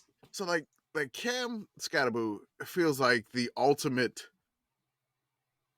cold weather running back that somebody you just don't want to tackle. Oh, because it's going to hurt you. He's going to hurt you. But I'm glad that Arizona State wound up getting a bye and then making it to. Are they in the Rose or are they in the Cotton? Peach. Arizona State is in Peach Bowl. Arizona's in the Peach. Okay. Ooh, that's weird. But all right. It has to do with they're the fourth season, they're furthest away from, yeah. Okay, so furthest away from one, that's fine. But I just man, I don't know if this could work out bracket wise, but if there's a way to have Ginty and Skydaboo play each other. Just like me with G.I. Joe smashing them into each other fighting war. No, I want Boise versus Arizona State at one point in the playoff. I don't know. That would have to be the final. It'd have to be the final? Done. Yes. I mean, yeah, it's the Sickos final. Yeah, for sure. I mean, my team is in the playoff, and I would prefer that. Oh my God. Just shout out to the fact that your team fell ass backward into the playoff after losing to NIU, by the way. That shit's hilarious. They just won. So whatever. If you're going to lose badly, lose early. No, I know. Lost within the first 2 weeks. Or just do it once. You get one ball. Give it here. It's double elimination. What did NIU coach Thomas Hammock tell Marcus Freeman how he beat them? Because he said that after the game. I don't remember. What was it? Marcus Freeman, they had a conversation after the game. Oh, gotcha. He didn't say it out loud how they beat them. But he said Freeman, you should really stop passing. He listened. He listened. Marcus Freeman listened to whatever Coach Thomas Hammock said, and they fixed that shit. I also have to mention this. This was totally separate, but just funny. I was watching, I think, YouTube TV, and a commercial came out, and Troy Aikman was talking to me in soft, soothing tones. And after visiting the house that Aikman never played in, hearing Troy Aikman, soothes me. So they're selling this place in McKinney, where I live, where it's like a outdoor concert space, but you can buy a private fire pit booth. It's like yours. How much money do you think the payment is for that booth? Wait. Is this like a club for like a night? Or yeah, is this it's like a concert venue? Okay, so it's so you can get the fire pit for a specific concert. Yes, it's not like I own this forever. No, it's like I own this forever. I own this forever. You get a timeshare on this particular fire pit. Time have. It's a Troy Aikman timeshare. So you want to know what a fire pit mortgage goes for? Okay. Is this has asked that question? Is this a down payment, right? Or is this like you? No, this is the payment. This is for the low price of only X number of dollars per month. Okay, I think it's got to be something based off of his number, and his number is 8. So I'm going to say 80,000. I'll just tell you, it's 150,000 American dollars. Okay. All right. Okay, wait. Can I just say I love in the graphic. That's it a says, house quote, here. Clap, clap. I'm clap, Troy clap, clap, Aikman, clap, and clap. I I bought will my see house you for at the like in show. 2015. Like he's gonna be there for every show, Arthur. Like he like just typical. lives there. He's buying one of these too and living out. He's of going to it. show up with his beer 8. Well, don't worry about this. The whole point of buying a private fire pit is also to not see other people, I would assume. No, what you are buying is you're buying a house for Troy Aikman to rent a room out of.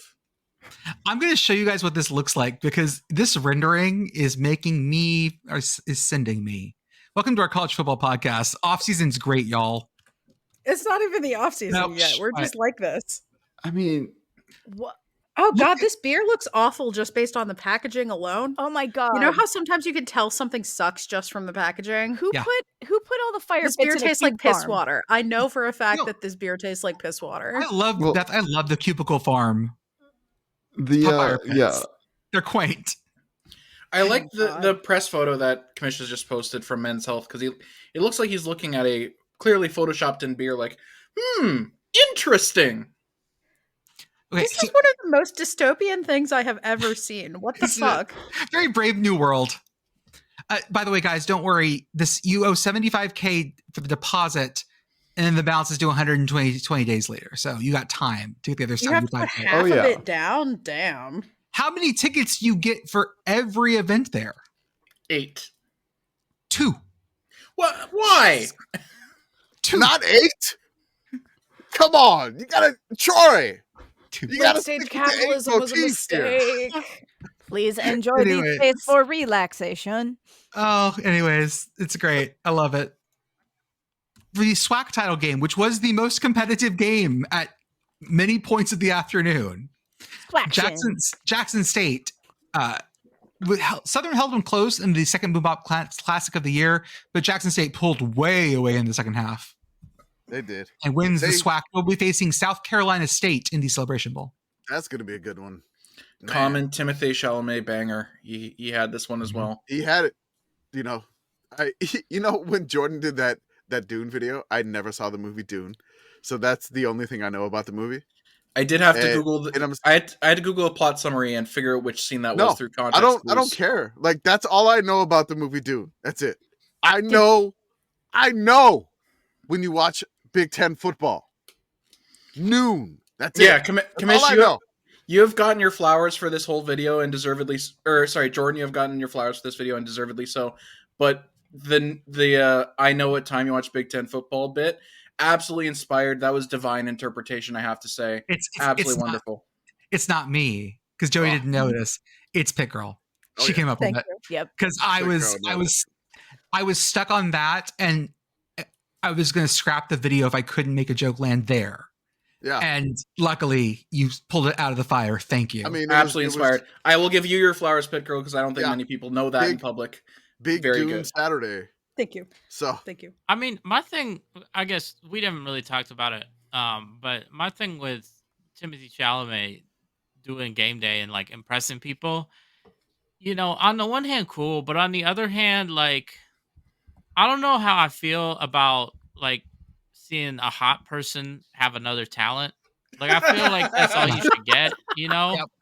Arthur turned like into a I like when I see a hot person that like can't act in movies. You know what I mean? Like it's someone that just gets cast and then like they're working hard, but it's not working. And then like Timothée Chalamet comes in and he's like acting and now like he's also like talking football and like I'm just like it's too much. Like especially in the pink jacket. Love the pink jacket. Yeah, I don't think you should be able to look that good and have other features, This is the D&D problem. Listen, most of us take the standard array whenever we roll our character sheets, but some people are brave enough to roll the dice, and Timothée Chalamet is one of those people. I roll it every time. I just don't come out with Chalamet numbers. Shout out to Timothée Chalamet also for showing up for marching band practice, and I heard this. I will credit the Shutdown Fullcast for informing me of this. It seems like Timothée Chalamet is a soccer sicko because he is a big fan of a bad second tier French soccer team. So and all like of that to routinely gets upset when highlights from those games are not posted online. They're not fast enough. They Like, got to be he faster. is on main about this. I've been rotating an image in my mind the last day or so, and I just want to put it out in the world.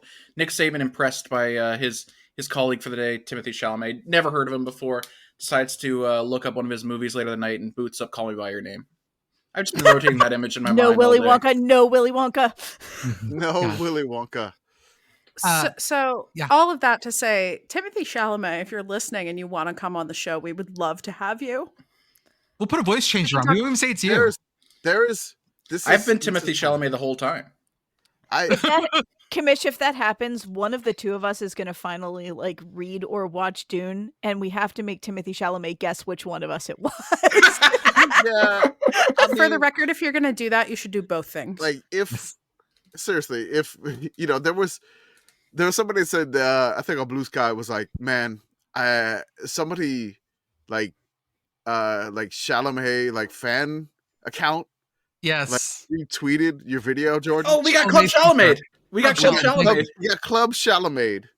And if that makes that to like the actual Timothée Chalamet, like doing that, because by the way, every single one of your predictions in that video, I will make the picks was accurate.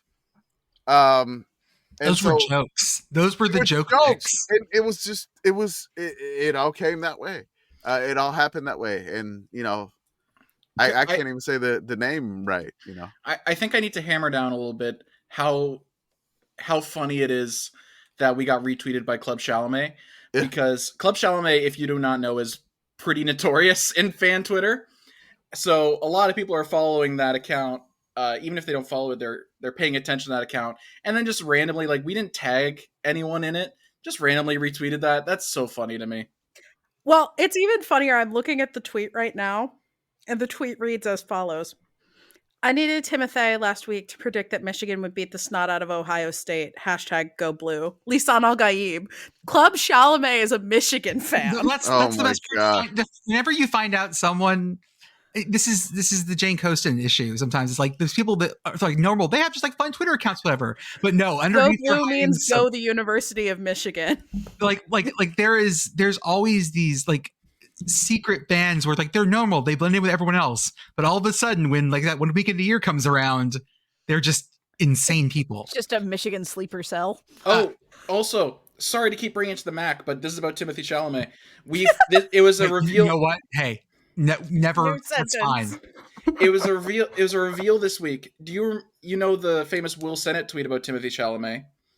Where he's the guy who did the "I would strike Timothée Chalamet out in 3 pitches." Oh, yes. You know what that means? Yeah. Yes. He revealed this week that he is a Miami of Ohio grad. Oh no! He got owned. He got owned so hard. Timothée Chalamet took him deep. Next game up. Hey guys, I have some good news. Texas going to the playoffs. No, I'm sorry. we don't do that now. Jordan, I'm not going to horns down. You're blowing the horn. I will. Horns. No. There's a reason why. It's horns sideways this time. Because y'all hooked a couple field goals. To the playoffs, man. Hey, that's all. Touch. You want to talk about the SEC title game? Texas is going to playoffs, baby. That's fine. I'm just dropping an ad here. I'm thinking about it much. No, we're not doing this. I'll just filibuster. I'll keep telling you, we don't have to listen to this because the mics can't pick everything up and it just overloads everything and you just keep going and going and going and like the audio processing can't keep up. I can move the mic closer to my mouth. It's nothing is stopping me. I mean, we've lost control. Holy shit! Broke Commish. Everyone, get your shit back in line. No, fix yourselves. No. Oh my God! Ohio's band played next. 31. No one cares. I heard a Ohio Bobcats fan yell, "Suck that Bobcat dick, bitch." Okay. Georgia or Texas were both bad in this game. The SEC should be we might stricken have from the actually record killed for this. Commish. I think we did. I think I was the key turning point in this game because when I got to the bar in between the soccer game I was at and the volleyball I was going to go see, I sat down, I ordered a drink. They didn't have the ingredients they needed for the drink I wanted to order, which was an espresso martini bomb, which was like an espresso martini, but then like with Red Bull. God. So I had to order. I ordered like a Georgia themed drink. It's Georgia themed just because it has peach in it. But when I ordered that drink, pimentos in it, I guess. Yeah, when I ordered that drink, that was when Georgia turned it around. I mean, it was only 6-3, but they were getting outgained, outplayed, all sorts of things. And that second half, they dug deep and, they found a way to not necessarily get it done right then and there, but, they gave themselves a shot and then they were able to cash in. I was driving home during this game, so I listened to the game on the radio. And by the radio, I mean I had the ESPN TV broadcast playing on my phone, which was over there, and it was connected to my Bluetooth. And my impression of this game was, man, nothing happened, but it happened loudly. Yeah. This was unwatchable for large chunks of it. Yep. By our standards. Both teams were thoroughly convinced they did not need to win this game. Georgia gave a little more of a shit at the end. Texas's defense saved their asses from this being worse. And you know what? Hey, all you ESPN folks who are like, nothing's going to matter anymore. You know what? I don't care that we lost this game. That's the worst part of it. I don't care. Well, of course Isn't that awful? Of course you don't care about postseason games. You went to an Ivy League school. I don't care that Texas lost this game. Get his ass. I'm fine with it. And what's wrong with this sport? I like that in this world, that's the insult. Like in any other world, it was like, you didn't go to an Ivy League is the insult. Oh, but I'm masquerading as a common folk here. So that's what when you the call fact me that out. you just said the sentence, I'm masquerading as a common folk, immediately outs you. So good luck. In Jordan's head right now, and I know this is true, is the Will Shatner version of common people. Mm-hmm. Okay. Sunbelt Championship game. This was our nightmare game. This was the University of Louisiana Lafayette versus Marshall. In Lafayette, Marshall goes down there and just beats them. Commish, you said you were gonna. They did a LeSchiffre on. All right, so I'm gonna give you a little bit. One thing about the Georgia Texas game, like I know you don't care about it or whatever, but look how much it meant to the Georgia band to win that game. So I'm just throwing a tweet in there if you want to watch that video. The band director for the Georgia band, like her face, like after they won the game in OT with the run, check that one out. And like they really cared about winning that one. So I know you didn't care about that one. This one, the Cajuns were down to like their third string quarterback. Their quarterback Landry Fields, who was the second string quarterback, got hurt in the beginning of the game. And then like Marshall just basically took it to the Cajuns. And being that the Cajuns put the final nail in the coffin of ULM's hopes of a bowl game, and they are ULM's rival, even though the Cajuns don't think they're ULM's rival, whatever. We have a rivalry game. There's a name to it. I did not want the Cajuns to win to the Sun Belt Championship. I did not want them. I was being a little bit of a hater on Blue Sky. And, I'm glad they didn't win the Sun Belt Championship, even though Timothée Chalamet said that Billy Napier left the cabinet well and built the program up. But man, whoever fed him his shit did so well. Like, great. Hey, ESPN, you could hire that person to prep your guys. You should hire us because it was me. No, that's why Chalamet knew. I want y'all to believe that. But hey, okay. So yes, Louisiana Lafayette is not winning the Sun Belt. Marshall is. Yeah, and Marshall they get to play that. They get to play one of my favorite games, which is the Cure Bowl, against the champion of Conference USA. That's that great. Tradition right there has been one of my favorites. That's good. I love the bowl games that have matched up the like Army. I think it's Army versus Marshall in the Independence Bowl.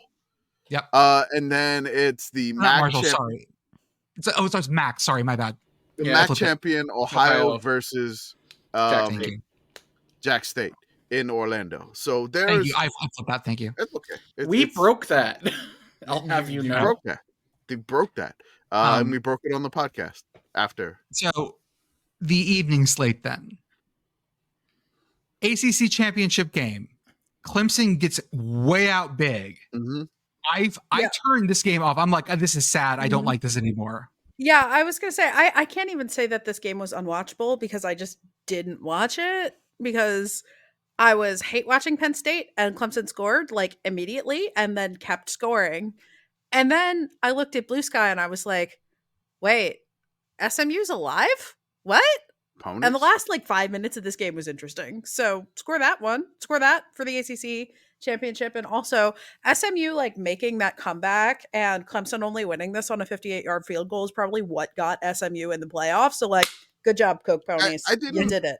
I didn't know what happened. Like SMU tied the game with like 16 something seconds left, but I didn't see the 16 seconds. 16, like what happened in those 16 seconds?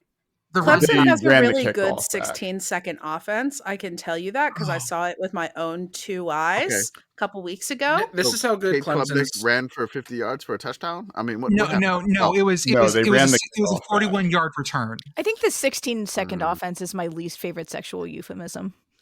My least favorite is the 13-second offense because I have trauma from that. Bills fan, I got that. All right. So this is whenever there's Bills posting, it's Joey, by the way. Yeah, I'm fucking Bills. Just gonna say that.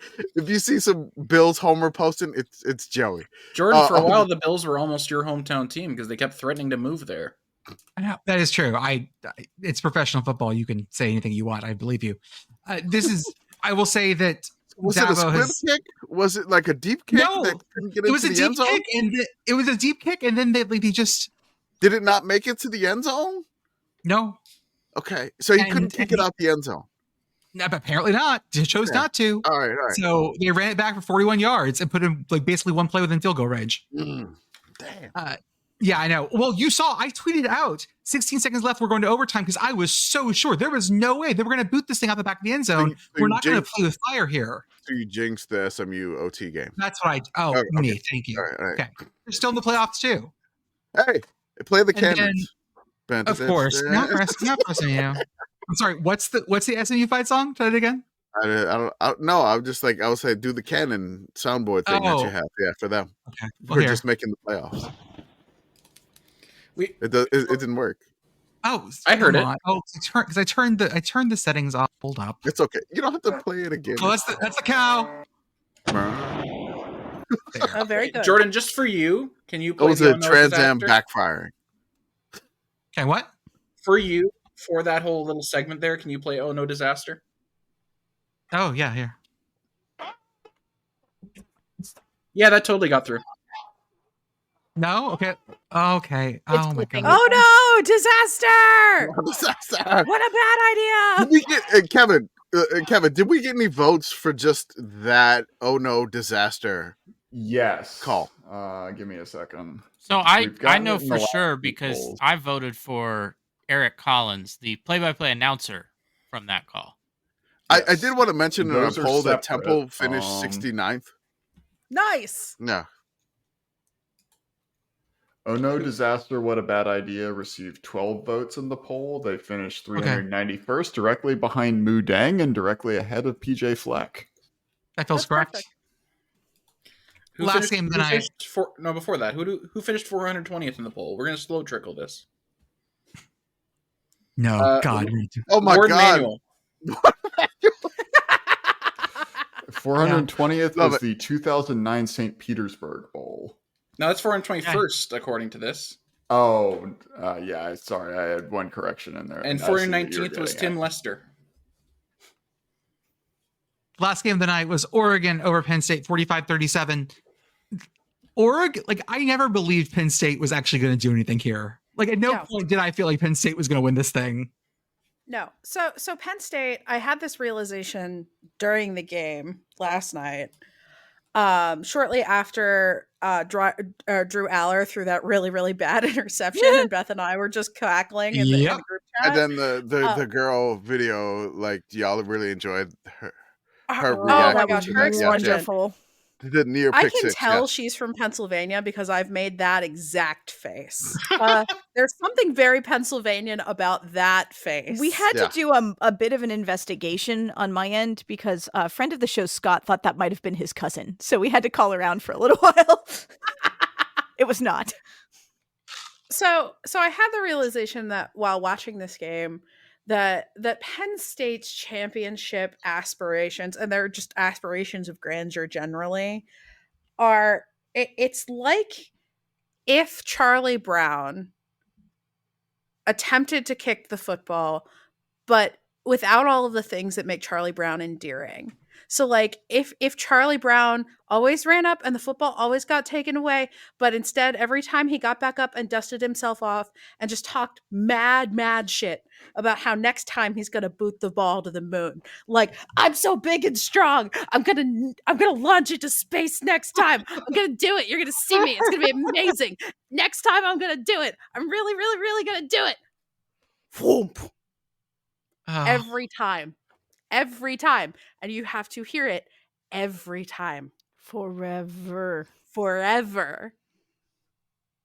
Okay, I Your can see why you conference of ancient football, the conference of pomp and circumstance and academics was won by a fucking duck.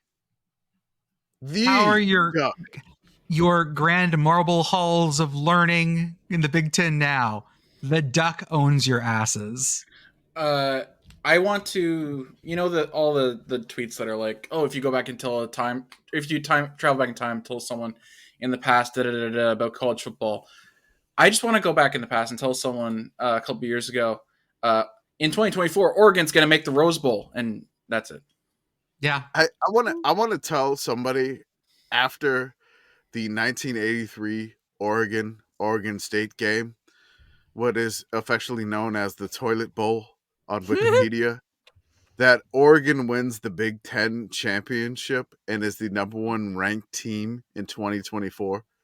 I just they would tell them send you to a madhouse. I mean, they were still open in the 80s. They were still open. It would be in an insane asylum.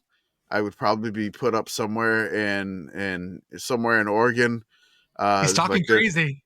He's talking crazy, and I'm like, anything I would say about Oregon in 1983, what Oregon is doing in 2024, I would just insane. Like, Nike changes their uniforms every game. Okay, Grandpa, let's go inside. Get you your pills and your pudding. I saw some hate on the Oregon uniforms, and I was like, they were okay. I'm thinking about like all of the like duck runs around everybody's stadium stuff from this summer, and like all of your old timey Big Ten powers who are like, oh, how cute. Mm-hmm. And then the duck fucking beat your asses. Our Twitch channel, the opening graphic I made is the duck running around the screen. It's so good. And on the first stream, I had some technical difficulties starting, so that little clip of the duck running ran for about 20 minutes. That's what this season felt like. Yes. That's basically what the Ducks were doing against Penn State's defense. Okay, let's push the button and go to F, or Pitt Girl, you have to say something? Only that I really appreciated the fact that the Big Ten championship was very like Big 12 championship in vibe. It was, and the SEC championship was the most Big Ten championship game of all time. They had us at switching bodies. It was like a movie where there was a switch involved. This is their weird. Freaky Friday. They're both tugging at the College Football Pro Playoff Championship. Hey, Dr. Pepper, commercial idea. Wait, Freaky Friday. Oh no, I'm a Big West team. Oh my God. A special Freaky Friday version of CW Football Saturday. That's right. Yes. Done. Okay, pushing the FCS button. Mercer beats Rhode Island. Do you have something on your soundboard for the FCS button? No, I wish. Hit So a cool. random We're button gonna on have your more- soundboard. 2025 vision board, more bits. What this More podcast bits. needs is more bits. More bits. Playing Crash Corner, come More into this noses. podcast. Yes. I mean, Hit it's a it- problem on most podcasts, I feel like. Yes. Hit a random button on your soundboard right now, and that's the FCS button. That's right. That's right. That's right. Oh, yeah. South Dakota State 35, Montana 18. This is Montana at no point was in this game. South Dakota State, like Montana has looked fun, but not in the top echelon of the Big Sky. Montana lost their QB and in the transfer portal, and they had trouble replacing, which is understandable. And they just weren't as good as last year, which is understandable. Yeah. FCS, it's tough, yeah. But South Dakota State, very good still. Commish braved body to go to Incarnate Word 13, Villanova 6. The word. What's the word? Ooh, Corvallis love in San Antonio. The word is actually the First Responder Bowl, which is going to have two former Incarnate Word coaches facing off. It's crazy. So I went to this game. It was like 43 and it was rainy, but it wasn't like steady rain. It was like that annoying mist drizzly rain. Yeah, the drizzly rain that just made everything like worse. Yeah, like yeah. if it was like steady rain, you're like, okay, it's raining. We're My fine. last trip to Rutgers you're describing. And Yeah, for my it's just like- friends and family, 6 degrees. It was Yes. just 63. Oh, Celsius. There you go. So it was kind of honestly, it was miserable. But both teams were pretty hyped, and the stands were pretty packed. There was probably about 100 Nova fans on the other side of the. Oh, that's a hell of a trip. That is a hell of a trip. And it was probably like friends and family or whatnot, but like they were on the other side, and it was an ugly game. Both teams couldn't get anything going. It started off with like 7 straight punts to start the game. And I was like, okay. And so we're in the second quarter, and everything that everybody has done is just punt. And this became kind of one of those like field position games where like the ball is wet on one play, then the ball's not wet on another play, because it's that weird like drizzly rain where the ref's trying to like dry the ball before he places the ball. It was one of those games, and I got my 7-year-old with me, and shout out to my 7-year-old. He was a trooper. He was a Goddamn trooper. Like he did not want to leave the game early at all. He was just like he told me like at halftime, I was like, I'm hungry. Like give me something to eat. So we got like a hot dog and one of the foil things, the foil hot dog thing. And I'm like, did you want anything on it? He's like, no, he ate it on the foil thing. He wanted popcorn, and he ate it as fast as possible, because about halfway through it, the rain got to the popcorn, and that was pretty much it. Yeah. Oh no. So a disaster. Popcorn was a bad idea. After this season, I would ride with your son to the gates of hell. Yeah, honestly, yes. This little man knows what's good. Yes. My kiddo was just like, no, we are staying, and his whole goal was like, we're gonna stay to the end of this game. Incarnate Word's gonna win this game, and I'm gonna run on the field. I'm running on the field. It's such a great goal for him for everything. Like, I want to get on the field after the game. Are we going to get on the field after the game? We're going to get on the field. I'm like, yes, I have media credentials. Shout out to Alexa at Incarnate Word. There was kind of a big moment in the game. So UIW had the ball 4th and 3 at Nova's 29, and it was 3-3 at this point. The coach then called like a gimmicky direct snap run where they had Calzada like line up as a tight end and run to the right side, and it got stuffed for like a 3-yard loss. So Nova got the ball back. Calzada was furious at the end of that play. He just kept like pounding his chest, like emphatically, like give me the ball. In really, because it's a FCS stadium, I could kind of read his lips, John Boy media style. I was like, give me the fucking ball. Give me the fucking ball. Like I want, like, because this is Calzada's like last game, man. Like if he loses this, it goes. Yeah, it's over. And so he kept yelling out to give the ball. Nova then drove down, took the lead with like a 52-yarder at 6-3.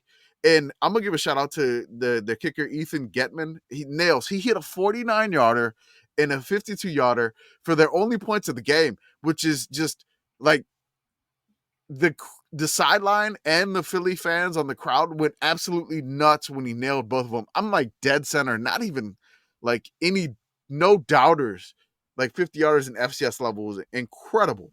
After Calzada went angry, they get the ball back. They're down 6-3. They go down like an 11-play drive, great drive, and punch it in the end zone. The fun thing for me was that Nova was playing like 3 down linemen and like 8 defensive backs. And UIW was having trouble catching the ball because like it's wet. They had like 5 or 6 drops, and it's just like Calzada's got a cannon for an arm, and he's like throwing it, and the receivers is just going straight through their hands, and they can't, like, they dropped a touchdown pass. They dropped some passes for some conversions, but like Calzada, they were just like, it's 3 down linemen. So Calzada was like, the run was open, and the crowd was like, run, Zach, run, Zach Calzada, use your legs. And it finally hit him in like the 3rd and 4th quarters. Like, fuck it, I gotta run. And so he's running off chunks of yardage. He's just running off and picking up first downs, and they punch it in and take a 10-6 lead. They get a field goal to tack on another one, 13-6. Nova's down 13-6. They get the ball back. Immediate first play drive, interception. 1 play, 1 INT, and then Nova's in a situation where they got to do the clock math or whatever. It's 3rd and 17, and like UIW's got the ball like 1:55 left. There's no timeouts left for Nova. It's like, okay, what do you do? Do you pass? Do you run here? And Incarnate Word hands the ball off, and it was kind of an incredible balancing act run by the UIW running back to get 18 yards and get the first down, and they were able to kneel out the game, which is just, I mean, like, he did, I don't want to say like Scadaboo-esque, because it was just like he had to plant his arm down, and then he did like a weird like mid-air somersault, like M. Bison move. Yeah, to get that extra yard and get the ball over the line, and then they just kneeled it out, and Zach Calzada punted the ball into the stands, which was great. It was a lot of fun. There was fireworks. It was fantastic. I was cold as shit. I did not realize how wet my pants were until I got home and back in the car. Like, I was just like, among us, just like, you know. No, I feel you, Commish. I had that problem after last year's Military Bowl. It was like, you don't realize it, and it's like, okay, my jeans are really blue. And it's like, I had hand warmers, I had like hoodies on, I had everything. And I gave like a bunch of stickers to like Alexa, the SID there at Incarnate Word, to give out to the team, and Zach and the coach. My kiddo said, like, I can't believe the coach for Incarnate Word is shorter than you. And I was like, wow, Zach's big. My favorite part is when all the family like taking pictures with their kids on the field. You know, like the seniors and whatever. Yeah. And there was one family, I don't know who the parents were, which is like, oh, y'all got to go to South Dakota next week. Hey, good luck with that, because I ain't coming. It's cold up there. Yeah, so what your current word gets for their pleasure of this game is a trip to South Dakota State. Yay! It'll probably be fine. Other games, quickly. South Dakota 42, Tarleton State 31. Charleston State gave them hell. Charleston State had a really great season. It's one of they're, I think, entirely out of their transition now, but they were D2 very recently and have been doing very well. They won the UAC. One more shout out to Zach Calzada. How many yards rushing you think Zach Calzada had? Felt like 1 million every time I tuned into the game. I assume it's like 50. He had 87 yards rushing. Okay. Dual threat, Zach Calzada. God. UC Davis 42, Illinois State 10. UC Davis absolutely just wiped them off. North Dakota State 51, Abilene Christian 31. That right there is a fake score. because Abilene Christian was up. And Oh. it was very uncomfortable for a lot of North Dakota State people. I will say North Dakota State got a pick six at the end. It was like 44-31. They got a pick six at the end to make it 51-31. It was the only pick six of the weekend. That was it. Okay. Montana State 49, UT Martin 17. Montana State continues to roll. They're very good, very scary. And our nightcap, Idaho 34, Lehigh 13. Lehigh, you did good, kids. They couldn't tear down the goalposts, and they realized when they got to the Kibbe Dome, there was a shot of the Kibbe Dome catwalk where people were just up there. And I had to do there was the tweet that's like, what if we kissed on the fake that was Popeye's you. balcony? Okay, that was my favorite. That was my favorite tweet of the day. What if we kissed on the Kibbe Dome catwalk? I read that and in my head I just did one of these. Mm-hmm. Oh my god! I wish we recorded video. Oh my god! For context, listener, Commish has just done the please finger motion. Yes. In Popeye's D2, involved, it's always please. In D2, Harding, you had a good run in D2 national title. Ferris State stopped the option. Ferris State 41, Harding 7. The minute they got 14 down, I was like, this is done. They're not built to play from behind. I want to give a shout out to Ferris State's punter. I think it was, I'm trying to remember the name. I think it was Ethan. I apologize. It's in the Substack that comes out. He had to punt once in the game, and he had a 66-yard punt. Very good. I mean, you got to punt once, make it worthwhile. Slippery Rock beats Cal. Not that one. The one in Pennsylvania. Yeah, it's pronounced Cal-U, so as to distinguish it. Mm-hmm. Slippery Rock will be facing Ferris State. On the other side, Valdosta State will be facing Minnesota State in the semifinals for the D2 national title. D3 championship, McKinney, Texas. I'll be there. Yeah. And in D3, oh God, this D3 graphic is always a mess. Susquehanna wins. Mary Hardin Baylor, Johns Hopkins, Bethel, the one in Minnesota. Springfield defeats Cortland. Cortland was last year's D3 champion. So we'll have a new D3 champion as well. Salisbury's still going. They beat Randolph-Macon. Mount Union looks like they're the scary ones. They beat Carnegie Mellon, a very good Carnegie Mellon team. And also North Central Illinois, they beat Hope. 41-21. Cortland got eliminated. That was the defending champ, right? Yes, they did. They're out. Springfield wins. I want to give a shout out to Ben Gomez, the punter of DePaul. He had the longest punt of the week, 67-yard punt. And then I looked up his profile. It says, why did he choose to go to DePaul? It's a great school, and it was the best fit for me. Got the episode right there. There's your episode. There's your episode. It's got it right there. We didn't even talk about the poll. Oh no, we did. That we opened with that. That's right.